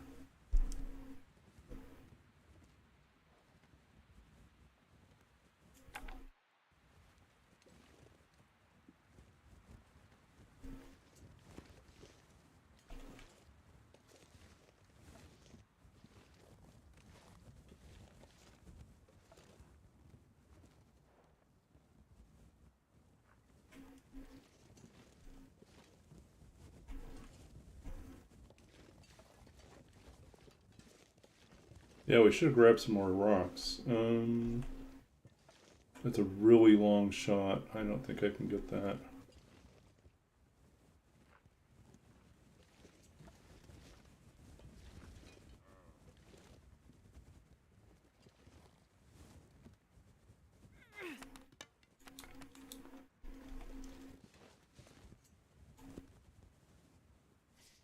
Throw a carrot? I wish we had carrots. That would work.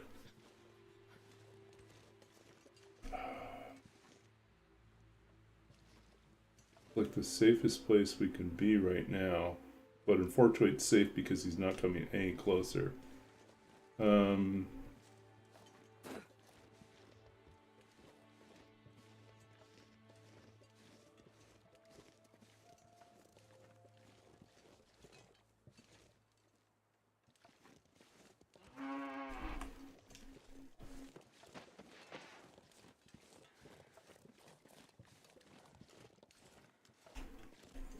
I think we provoked him.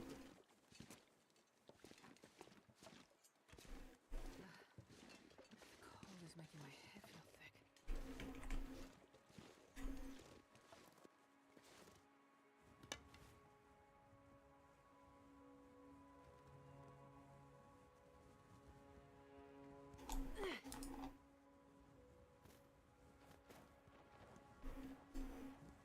I went the other way. That's not good. Failed. Total fail.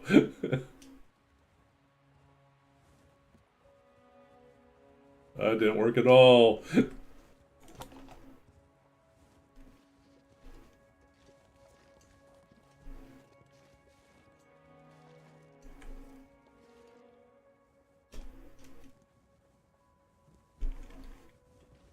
Can you eat trees?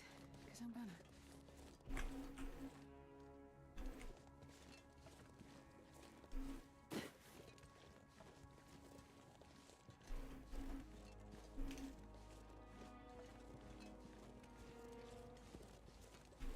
I used a skedaddle. And that worked really well. Damn, I'm freezing. Where'd he go this time?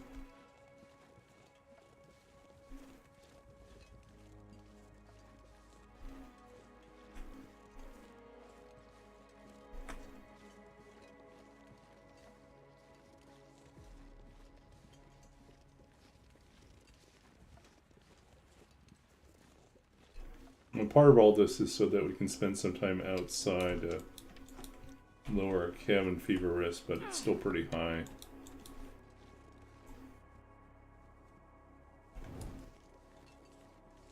Where are you now?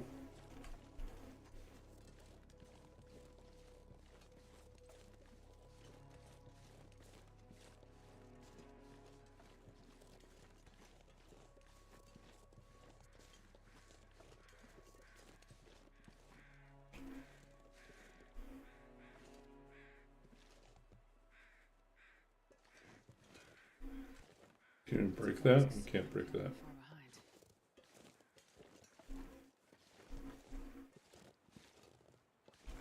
Do I? If I don't warm up soon.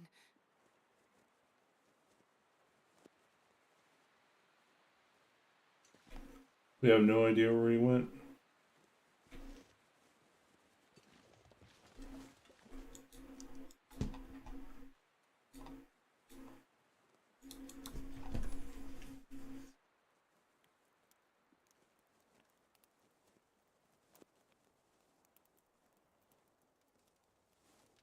One little fire. It was not a very good run, but it will be a finished run. Oh, lucky day.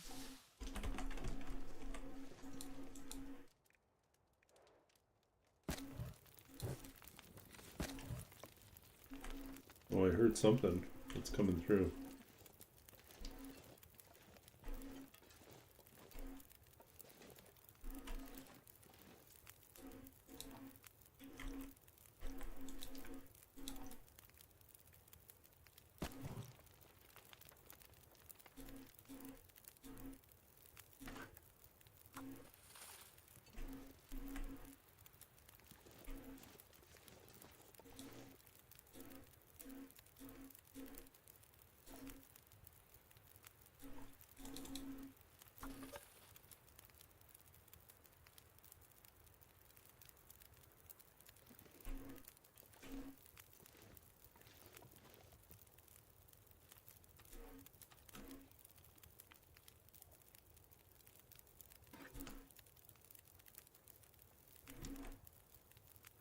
I hear something. That deer? Is that the moose? Starving.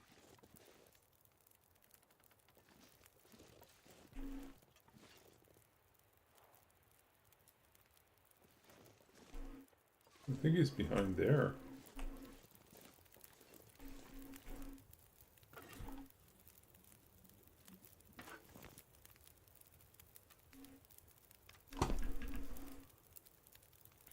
Okay, we got lots of water now. Let's focus on cooking.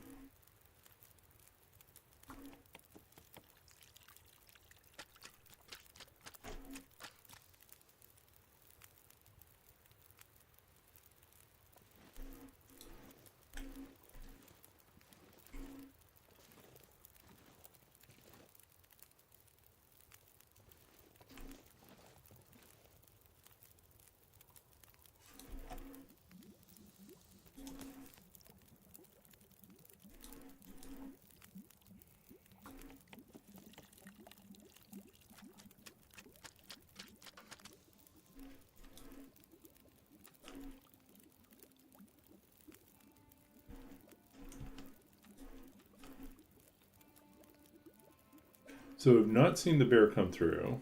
We know there's a moose here, but we just can't seem to get a good angle on the moose.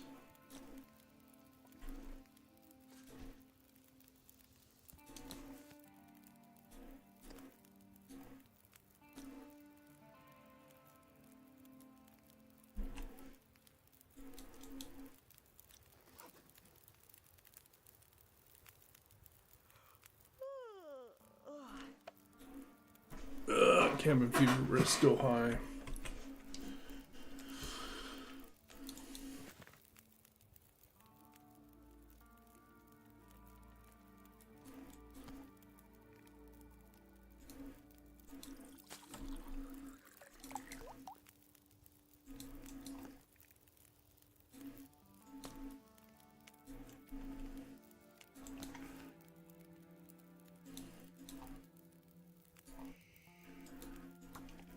Hmm.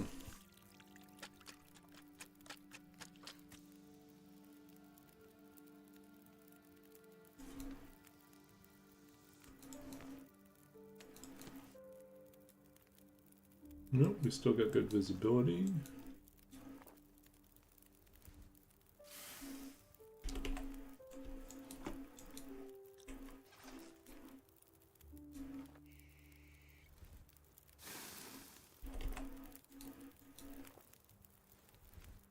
I don't hear the bear. I think we should go.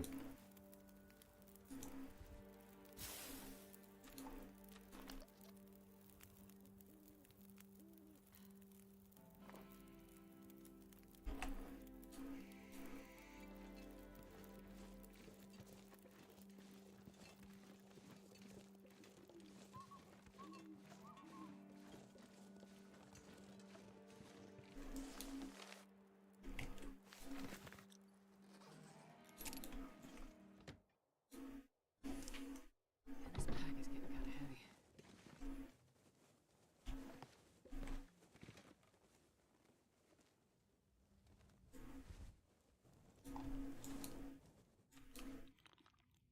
Eat all the potatoes. Eat all the potatoes.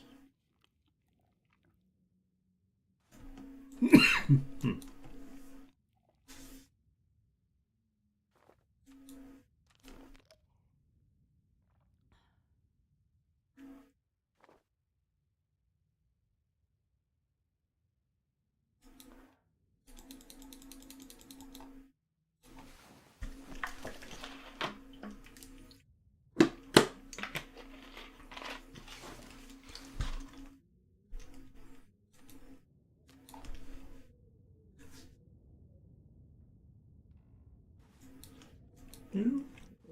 Hasn't gotten worse.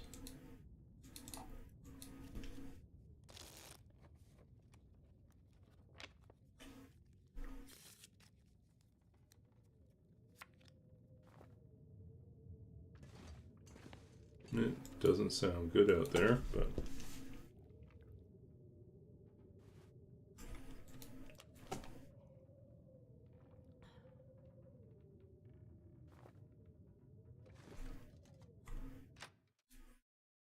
should check anyways. Nope, that's definitely bad. Drop any of this.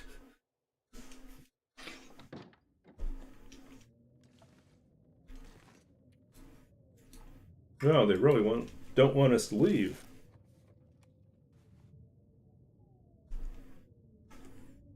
I mean, we could abandon the moose and just go to the gold mine, and then from the gold mine go hunt the cougar.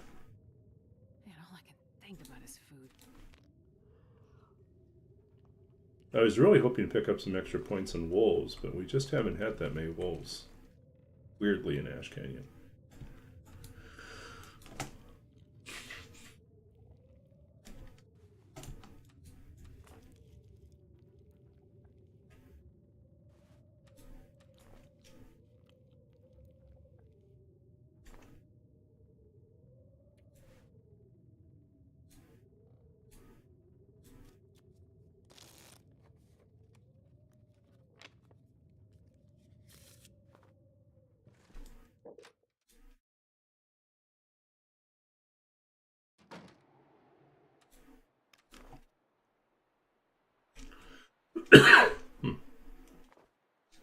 What do we have here? No sign of bear.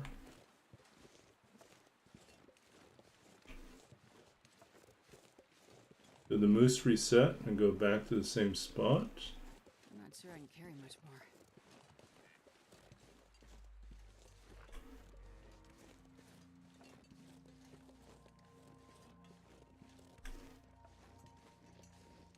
Yep, sure enough he did.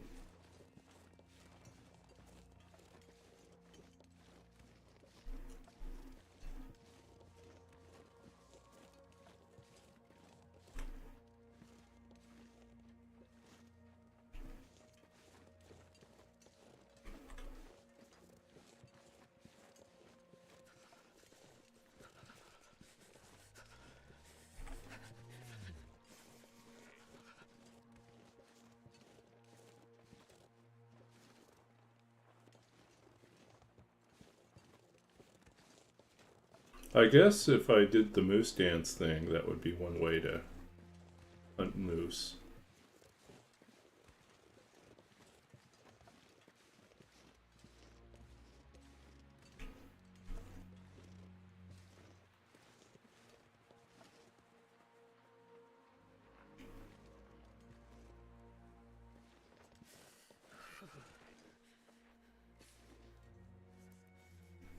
How much over are we? Oh, we're like 6 kilos over. Why are we so heavy?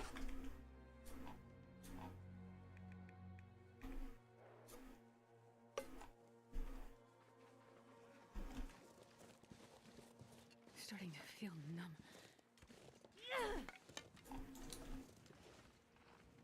Too many torches?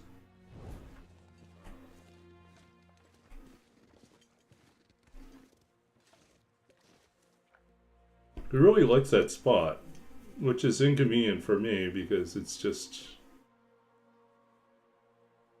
no good place to hunt him from.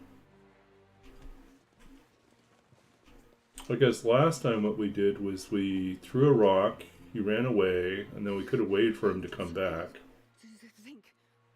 It was really cold too.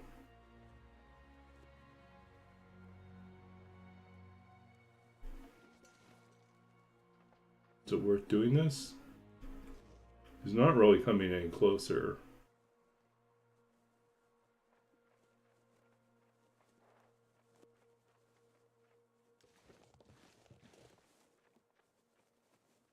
Like, I'm pretty confident we'll get a chance on the cougar. But we'll have to take a lot of, like, here's the other thing I worry about.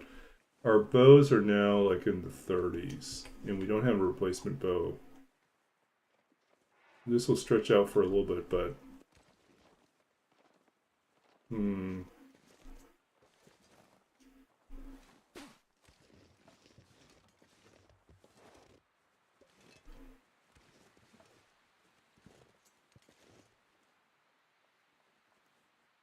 Where could we go?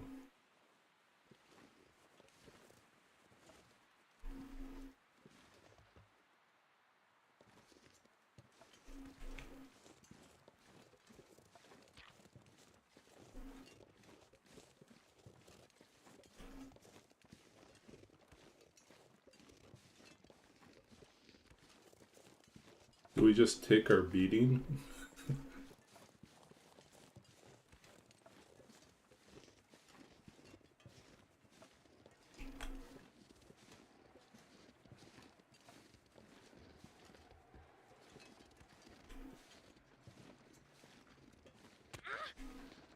Oh, that really was a bad thing to do right now.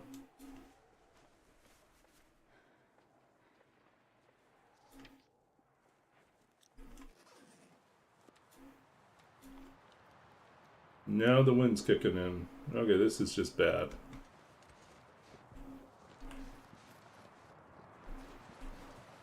I feel like we're just going to waste all our time trying to hunt this moose.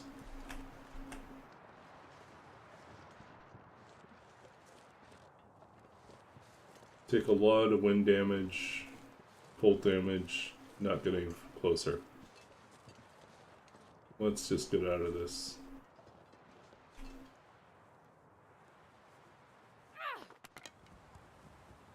Yeah, it figures.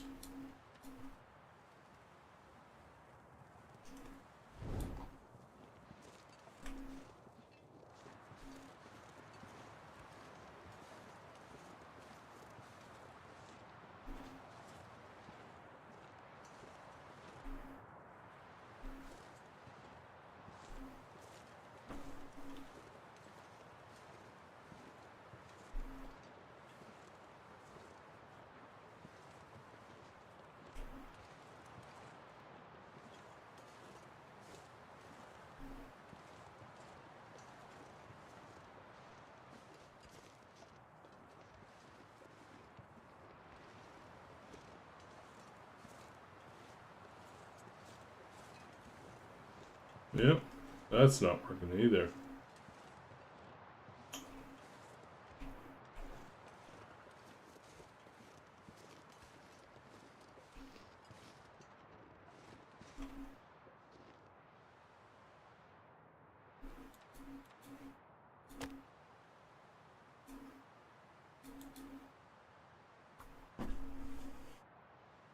Okay. Let's see if we can do something about warming up. I don't know. I feel bad about abandoning the moose, but I feel like we don't have a good strategy.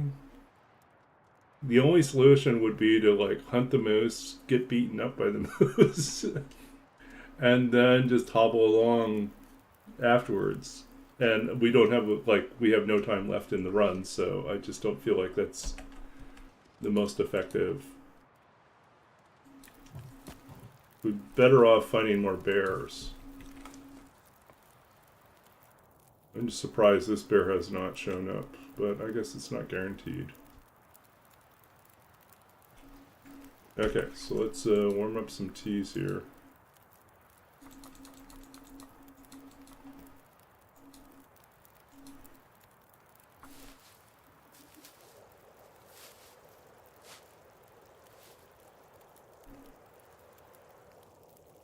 The wind is bad.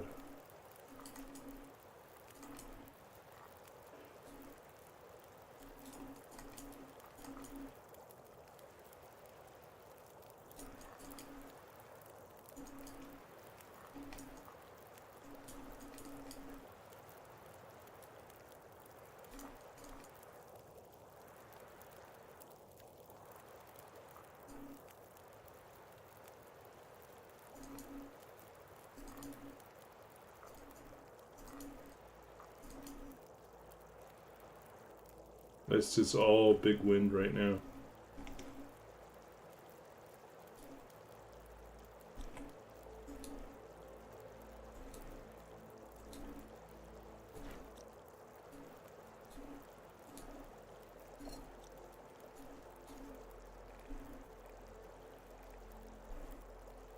Oh, we're out?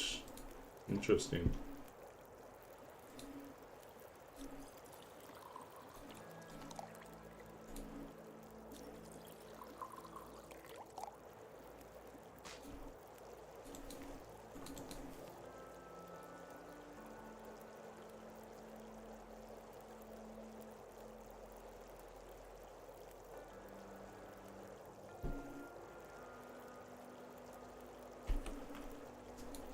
In the tournament or in this run? In this run, we only have 7 days left.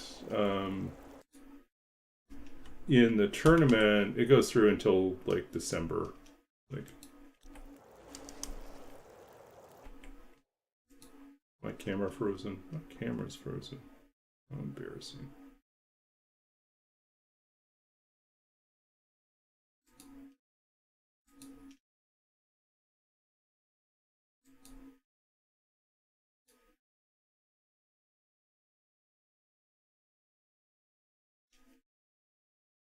There we are.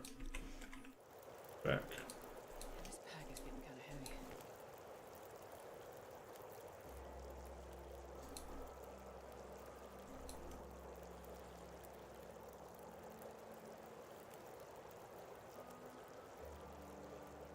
Well, this would be my first run, so my first like complete run. So there's a part of me that's playing it safe just so that I can have something on the boards.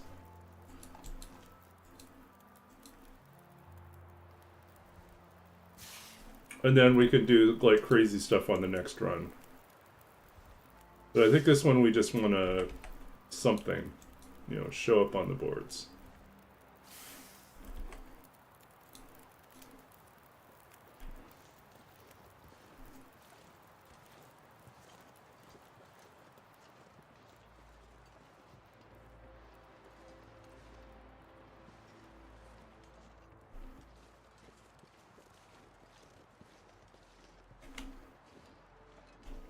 We see all these carcasses. We assume that the bear was here, but there's no bear marks, so...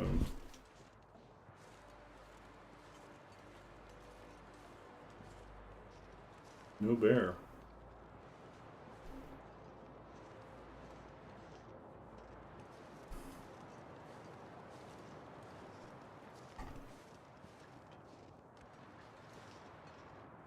Okay, so our goal, I guess, before we wrap up, will be to push through to the gold mine, and then we'll wrap up at the gold mine for tonight. A little disappointed we We're unsuccessful in our attempt to get a moose. This is the second moose we've run into that we've not been able to find a way to hunt the moose without jeopardizing the run. Well, I mean, you're going to jeopardize the run anyways, but I think if we had more extra arrows, and this was earlier in the run, taking on the moose would have been fine, but at this late point in the run, I don't think it's wise. I think we need to have a better strategy for hunting moose. I think we need to go light so we can always run. We're always too heavy right now.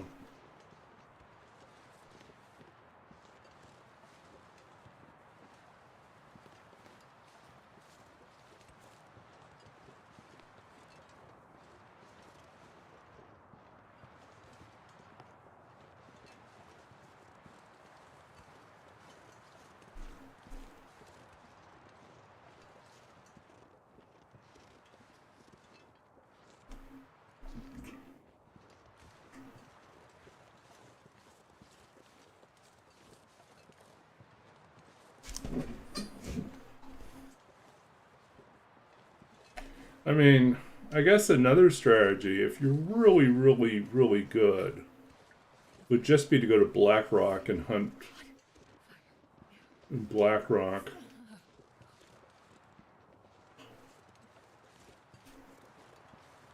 I mean, Black Rock's got tons of timber wolves.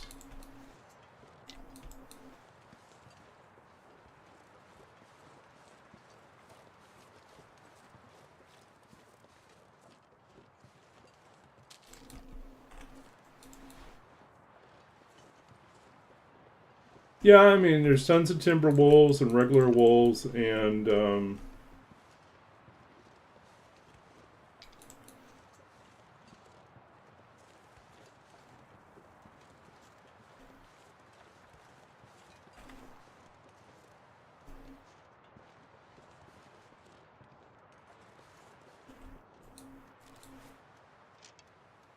yeah, he's too jumpy.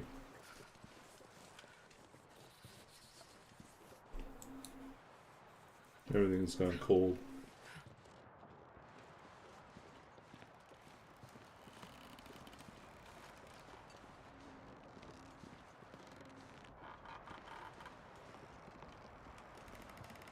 Trees.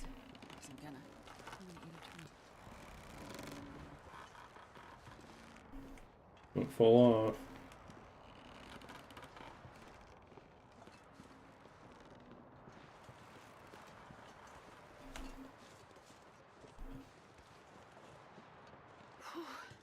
Sure getting cold. Yeah, like Blackrock would have timber wolves, regular wolves, and the prison bear, right? So, and there's some other bears there.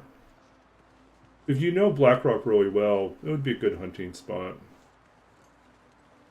If you're really confident about taking down, you know, all those timber wolves.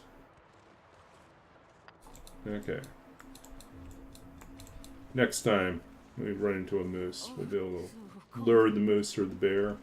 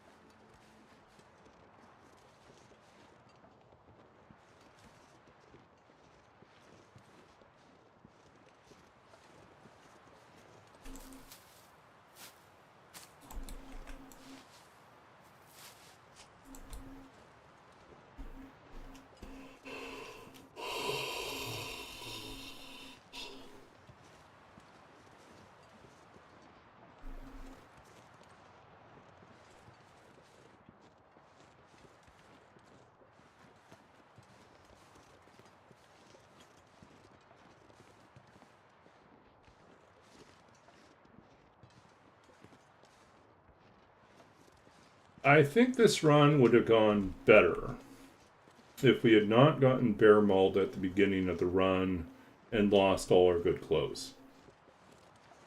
That was a pretty significant setback, because then all our replacement clothes, for the most part, are nowhere near as good as the clothes that we started with. Not that we started with, but the first, because we had optimized at some point, right? And then lost everything that we had optimized.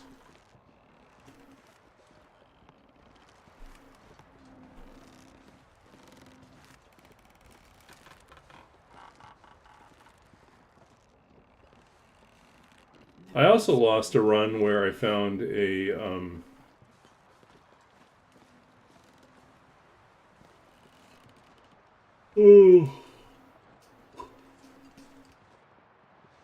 what was it? Oh,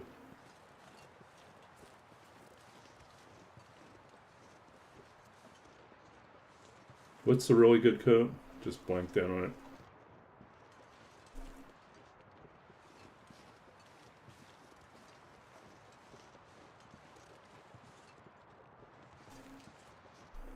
The flannel one. I can't remember what it's called right now.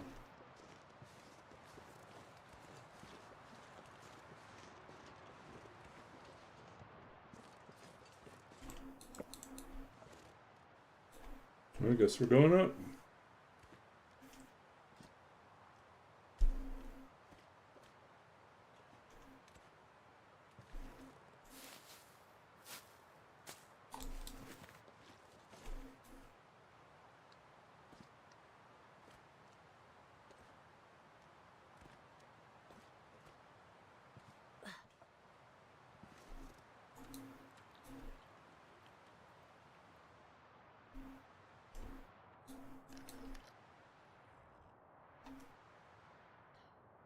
Okay.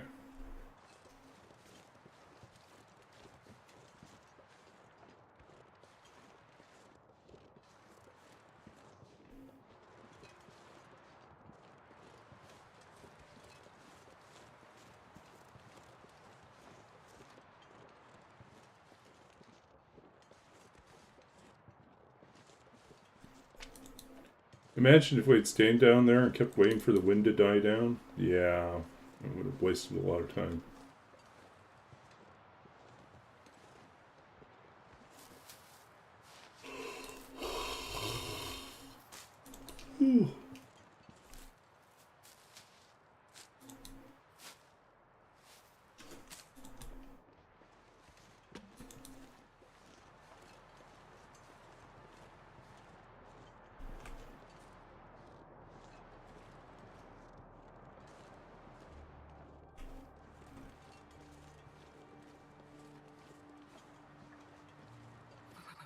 I've never felt so cold in my life.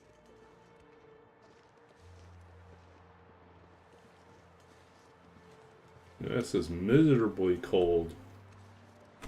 What's it right now? Minus 30. It's like minus 29.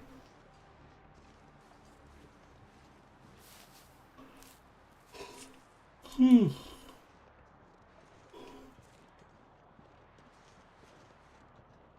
starving.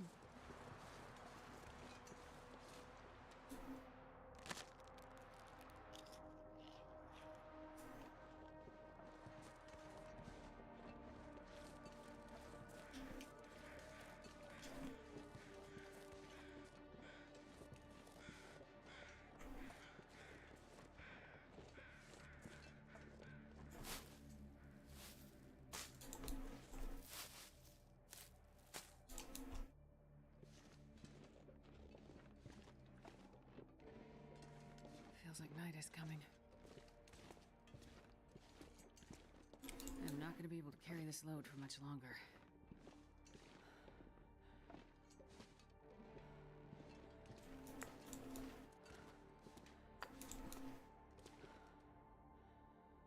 Okay. I think we go throw the rope up on the thing in case we do need it to climb back. But I do think that climbing down from the gold mine and taking on the Cougar would be the wisest choice.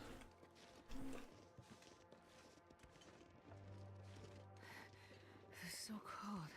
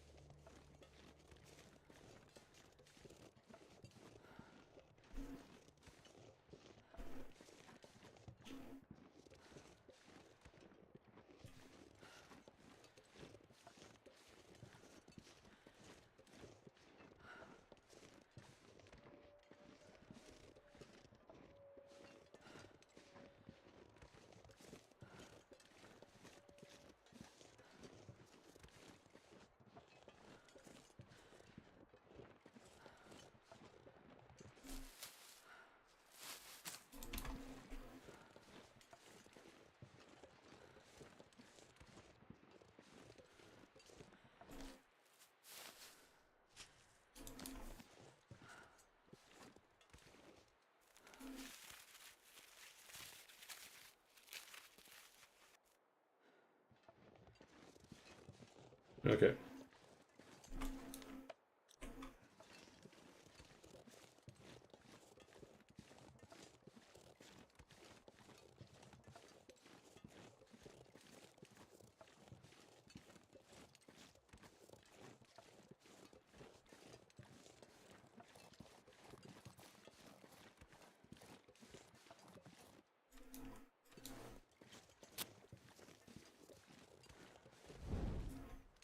Okay, we're coming down here.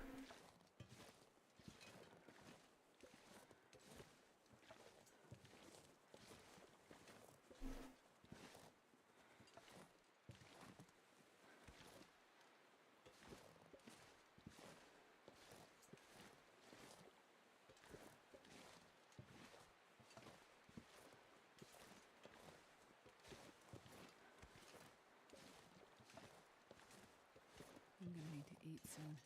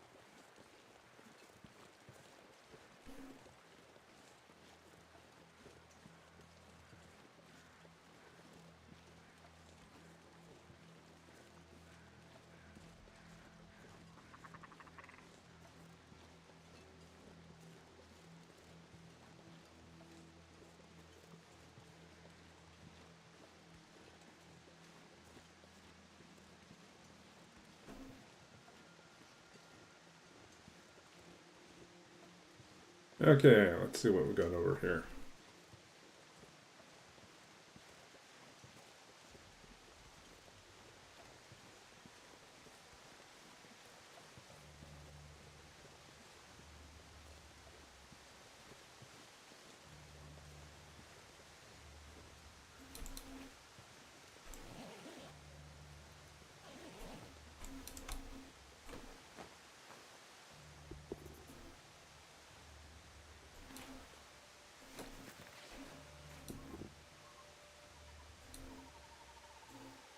We can break those down.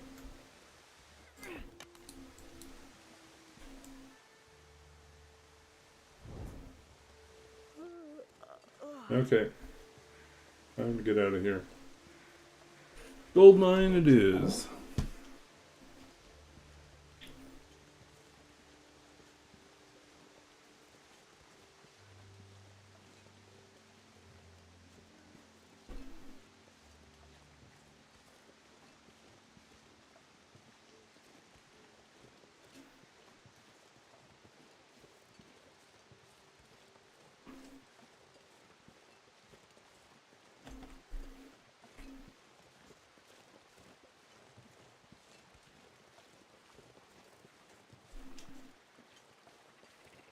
Wheat trees? Oops.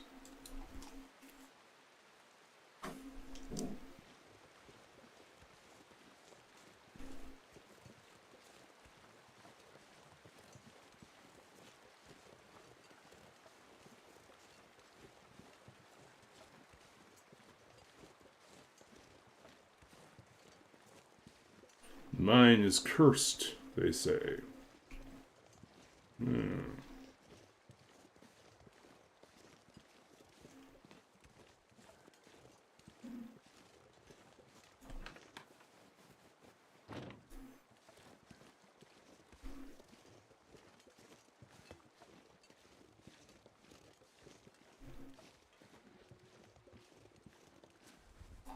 No. I wonder if I can drop any of this gear. Okay, we're here now.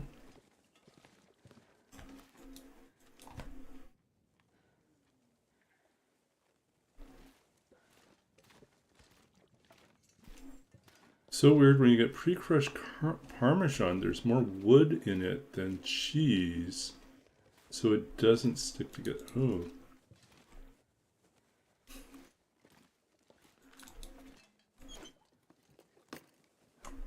Nobody needs this anymore.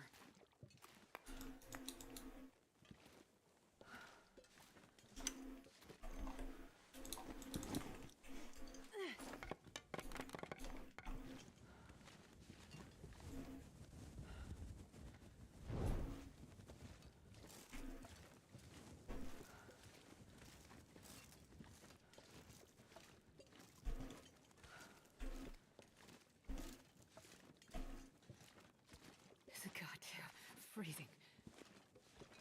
There's a Canadian reality TV show called Dead Man's Curse, which is all about basically the hunt for sort of a legendary gold mine. And the curse has to do with the This pack is getting too heavy to carry. the story around it's the person who found the mine was indigenous tribe member in interior BC,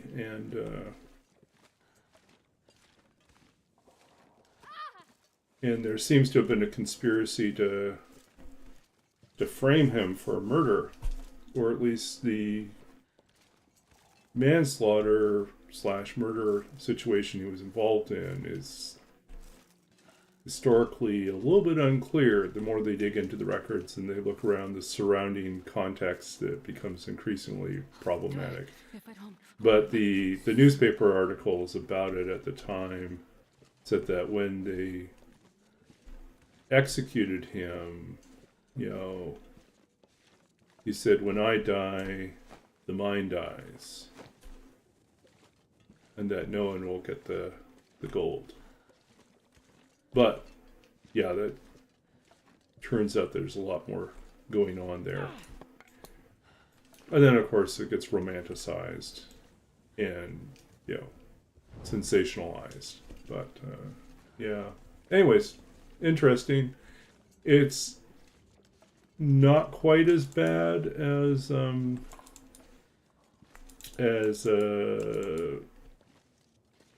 Oak Island, but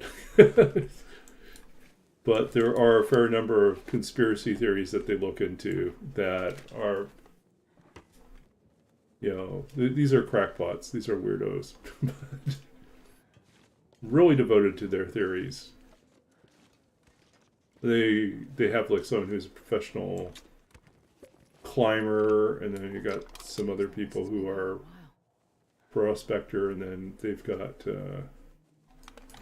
people who they have the granddaughter of Slumak, who's the guy whose gold mine it is.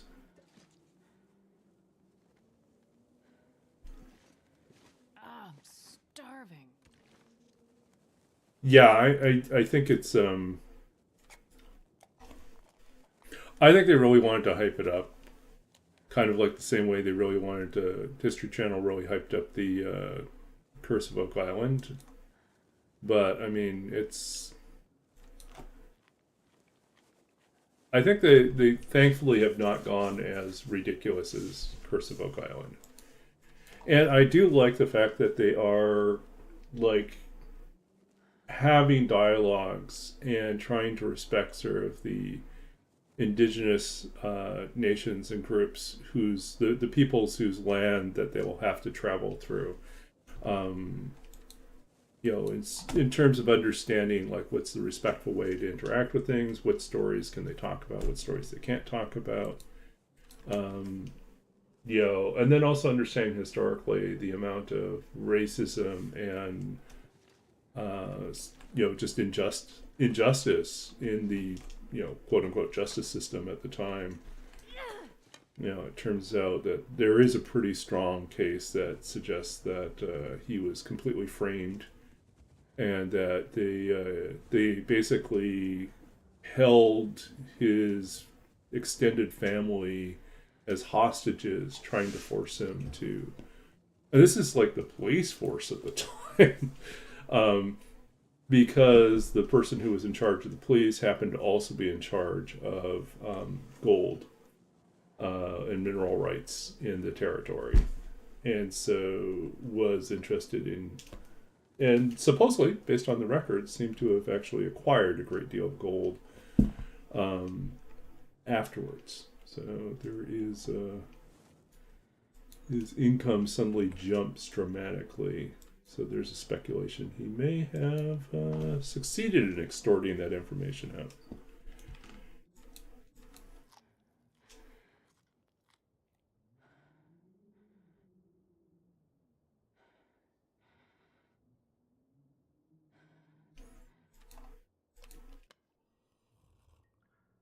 And Cyrus, what if it were all set up so that it was actually a Minecraft trap instead? Yeah.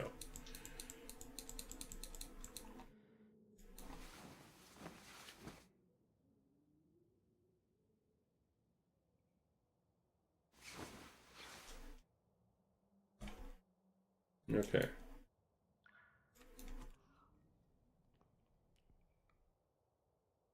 Do we have any herbal tea? I feel like we don't have any herbal tea. We don't have any herbal tea.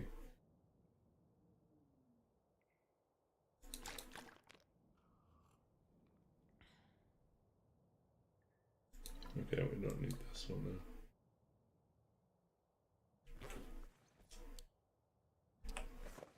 We don't have enough in here.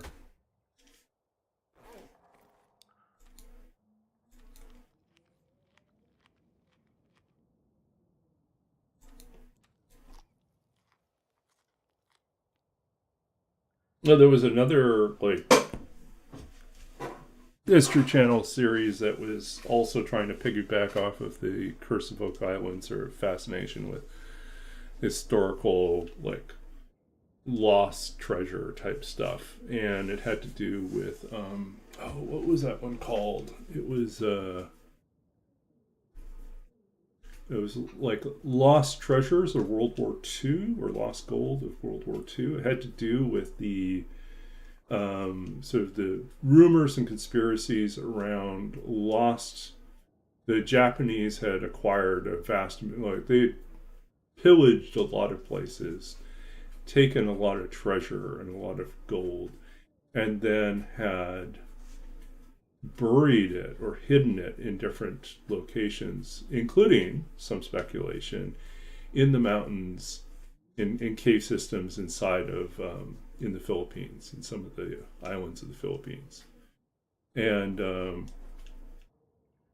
so there was like so incomplete with like secret codes and cryptic maps and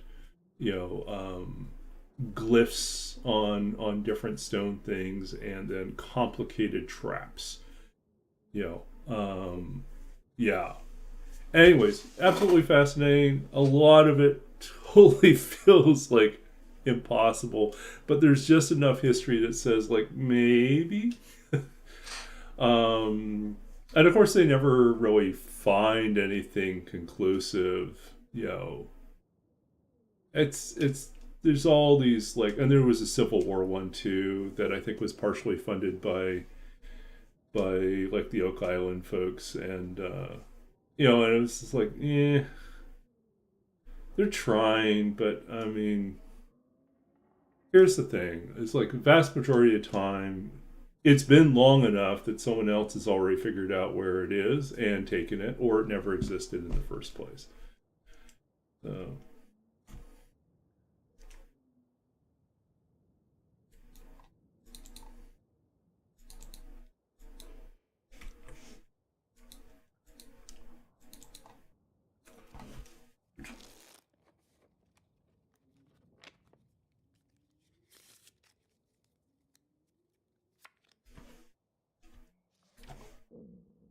Well, we don't have cabin fever wrist anymore. That's good.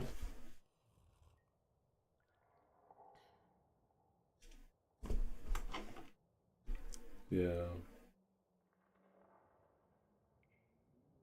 Okay, we're still pretty beaten up, but I think we're going to wrap up for the night here. So here we are. We have made it to 44 days. And we have done a terrible job of adding to our points. I think we shot one wolf. One wolf is all we have to show for tonight. That's terrible. We thought we'd run into a bear. I totally thought we'd run into a bear going up to the foreman's place. And I was like, nope, no bear here. And then we did see the moose, but we couldn't get a good, find a good location or figure out how to draw the moose out. I have an idea about how to do that, actually. I think the first time was the hint was we threw the rock and it ran away. And we could have gotten on top of that fallen tree, but it felt pretty low. It felt like if I were on that fallen tree, I'd still get smacked around by the moose. So I didn't do that. And the wolves are all like AWOL. I have no idea where they are. Yeah, it's just, where are all my wolves? I don't know. We were out there in Timberwolf Mountain, and we're out there in Ash Canyon.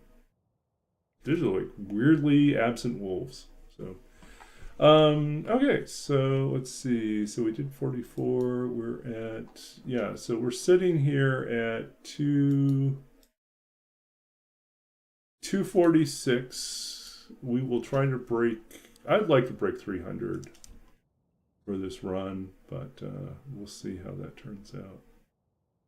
I'd like to break 500, honestly. If we can get the Cougar, then I think we can break 500. Okay, so here we are. This is our save. Then we're going to go raid someone. But first, we're going to read some poetry. Okay, so let's figure out what we're going to read tonight. So we had a request to read from someone else. Oh, let's see what we got tonight.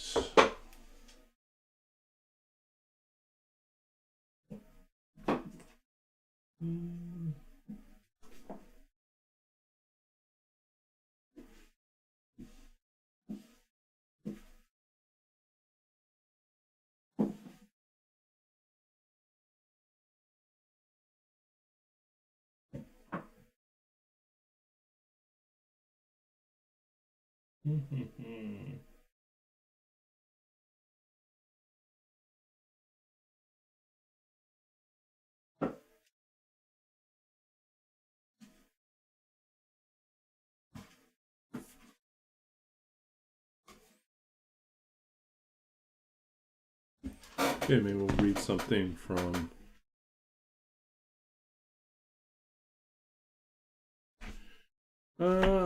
maybe we'll read something from Jane Wong tonight.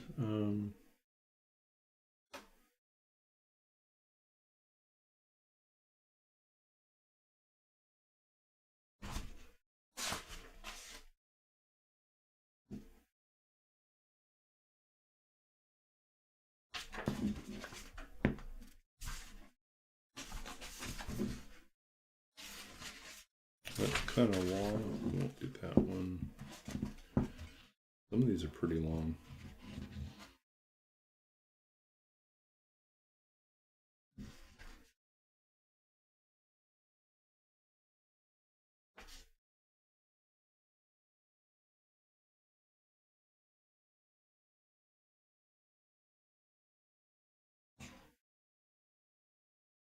Okay, so this is from Jane Wong. Oh, did it again. Camera kind of froze here for a second.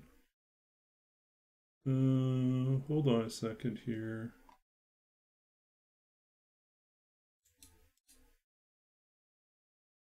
Okay, so this is How Not to Be Afraid of Everything by Jane Wong.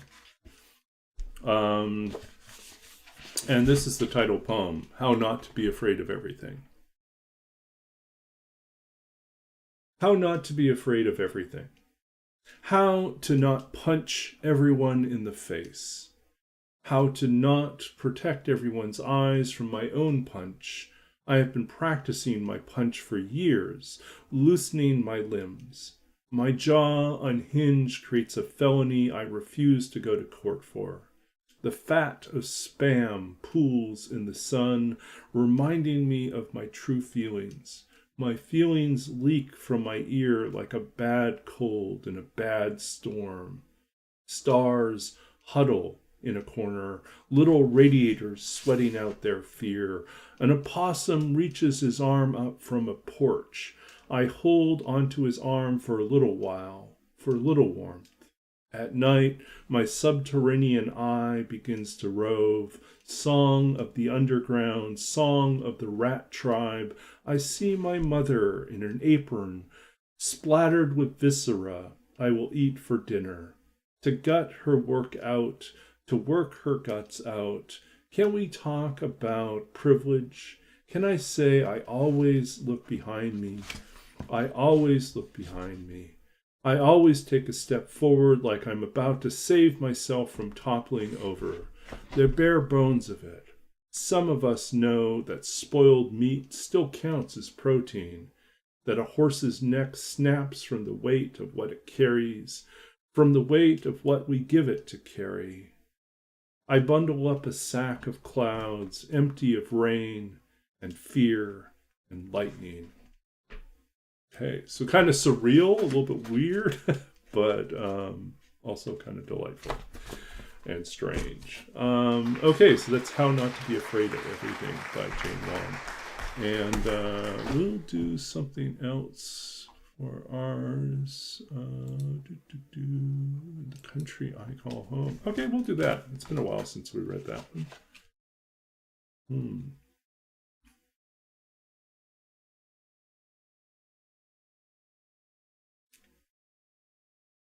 Okay, so this is from my first book, From the Lost Country of Sight, published by Nhinga Press in 2008.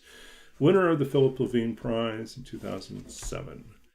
And this poem is In the Country I Call Home. It begins with a quote from Jose Marti. I have two countries, Cuba and the night. In the country I call home. There is no Cuba, no other half of night. No dark woman in her deep robe of grief, no wooden doors flung open to emptiness, nothing of music, no city in flames, all this absent. In me there are as many countries as names, as many versions of the world. If there is a country, it is a white-limbed tree, a wind-drifted plain of snow. It is a country buried, or a man holding a camera to his eye, or a silence. If there is a country, there are two countries, a double exposure, the other world ghosting the first, the second full of dark-haired strangers, ink ground from charcoal pressed to stone, hard as raw rice. If there are two countries, a third always rises, life preserver on the waves, a ship without reference anywhere, everywhere, a nation of one. If there are three, there must be a fourth. I will find it in your skin, hear it resonate in your bones, a ringing echo, something of sound. It will be small, almost a hut, a thatched roof shack in the wilderness, a hermitage for two, a boat in a river, almost a home. So this is a poem that kind of plays off of that line from Jose Marti. Jose Marti was a Cuban poet who spent a significant part of his life in exile, and so, and I was studying poetry in exile one semester when I was doing my MFA, and I was really interested in like this idea of I have two countries, and I thought, well, I'm a person of, of mixed heritage. I have multiple countries in me, and yet nothing that feels completely home. And so then there's this like, if there's a country, what is it? Is it a country of The first country is kind of Saskatchewan, right? You know, it's this winter country, or it's this image of, you know, someone trying to hold a camera to their eye to imagine this world, or it's silence. And then if it's not that, maybe there are two countries. Maybe it's, you know, the other country is the country of you know, the other part of my childhood spent in Taiwan, you know, and my Chinese heritage. But if there's two countries, you know, then there's a third. There's like, what is the in-between place that I live in as someone who is perennially, frequently stuck between places? You know, so am I a ship without reference, a life preserver on the waves? Am I a nation of one? You know, and then there's the fourth, which is like the yearning to find some sort of home in someone else as well. In the country I call home. That's from The Lost Country of Sight. Yeah, in a big country, dreams stay with you. Yeah, yeah. I'm not going to sing it, but I get the reference. Thank you all for hanging out with me tonight. Let's see. Let's bring it back to the main screen, and then we will figure out who we can go raid. Let's see.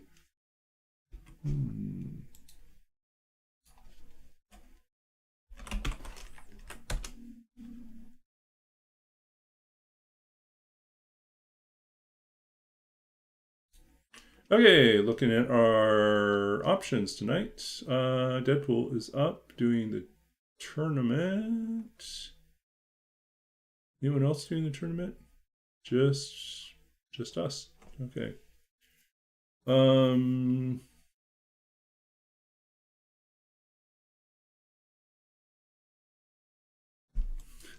Okay, let's go visit Deadpool. Looks like the start of a new run. Okay, let's see how he's doing. Okay, so let's get this raid set up, and we're gonna head over there, hang out for a little bit. I'm gonna go to bed soon because it's late. It's late, but it's not late, right? We're gonna have the clock turn over soon. So, but thanks for hanging out with me. I'll be back again probably Tuesday, usual time. Maybe Monday, we'll see, but I think Tuesday for certain.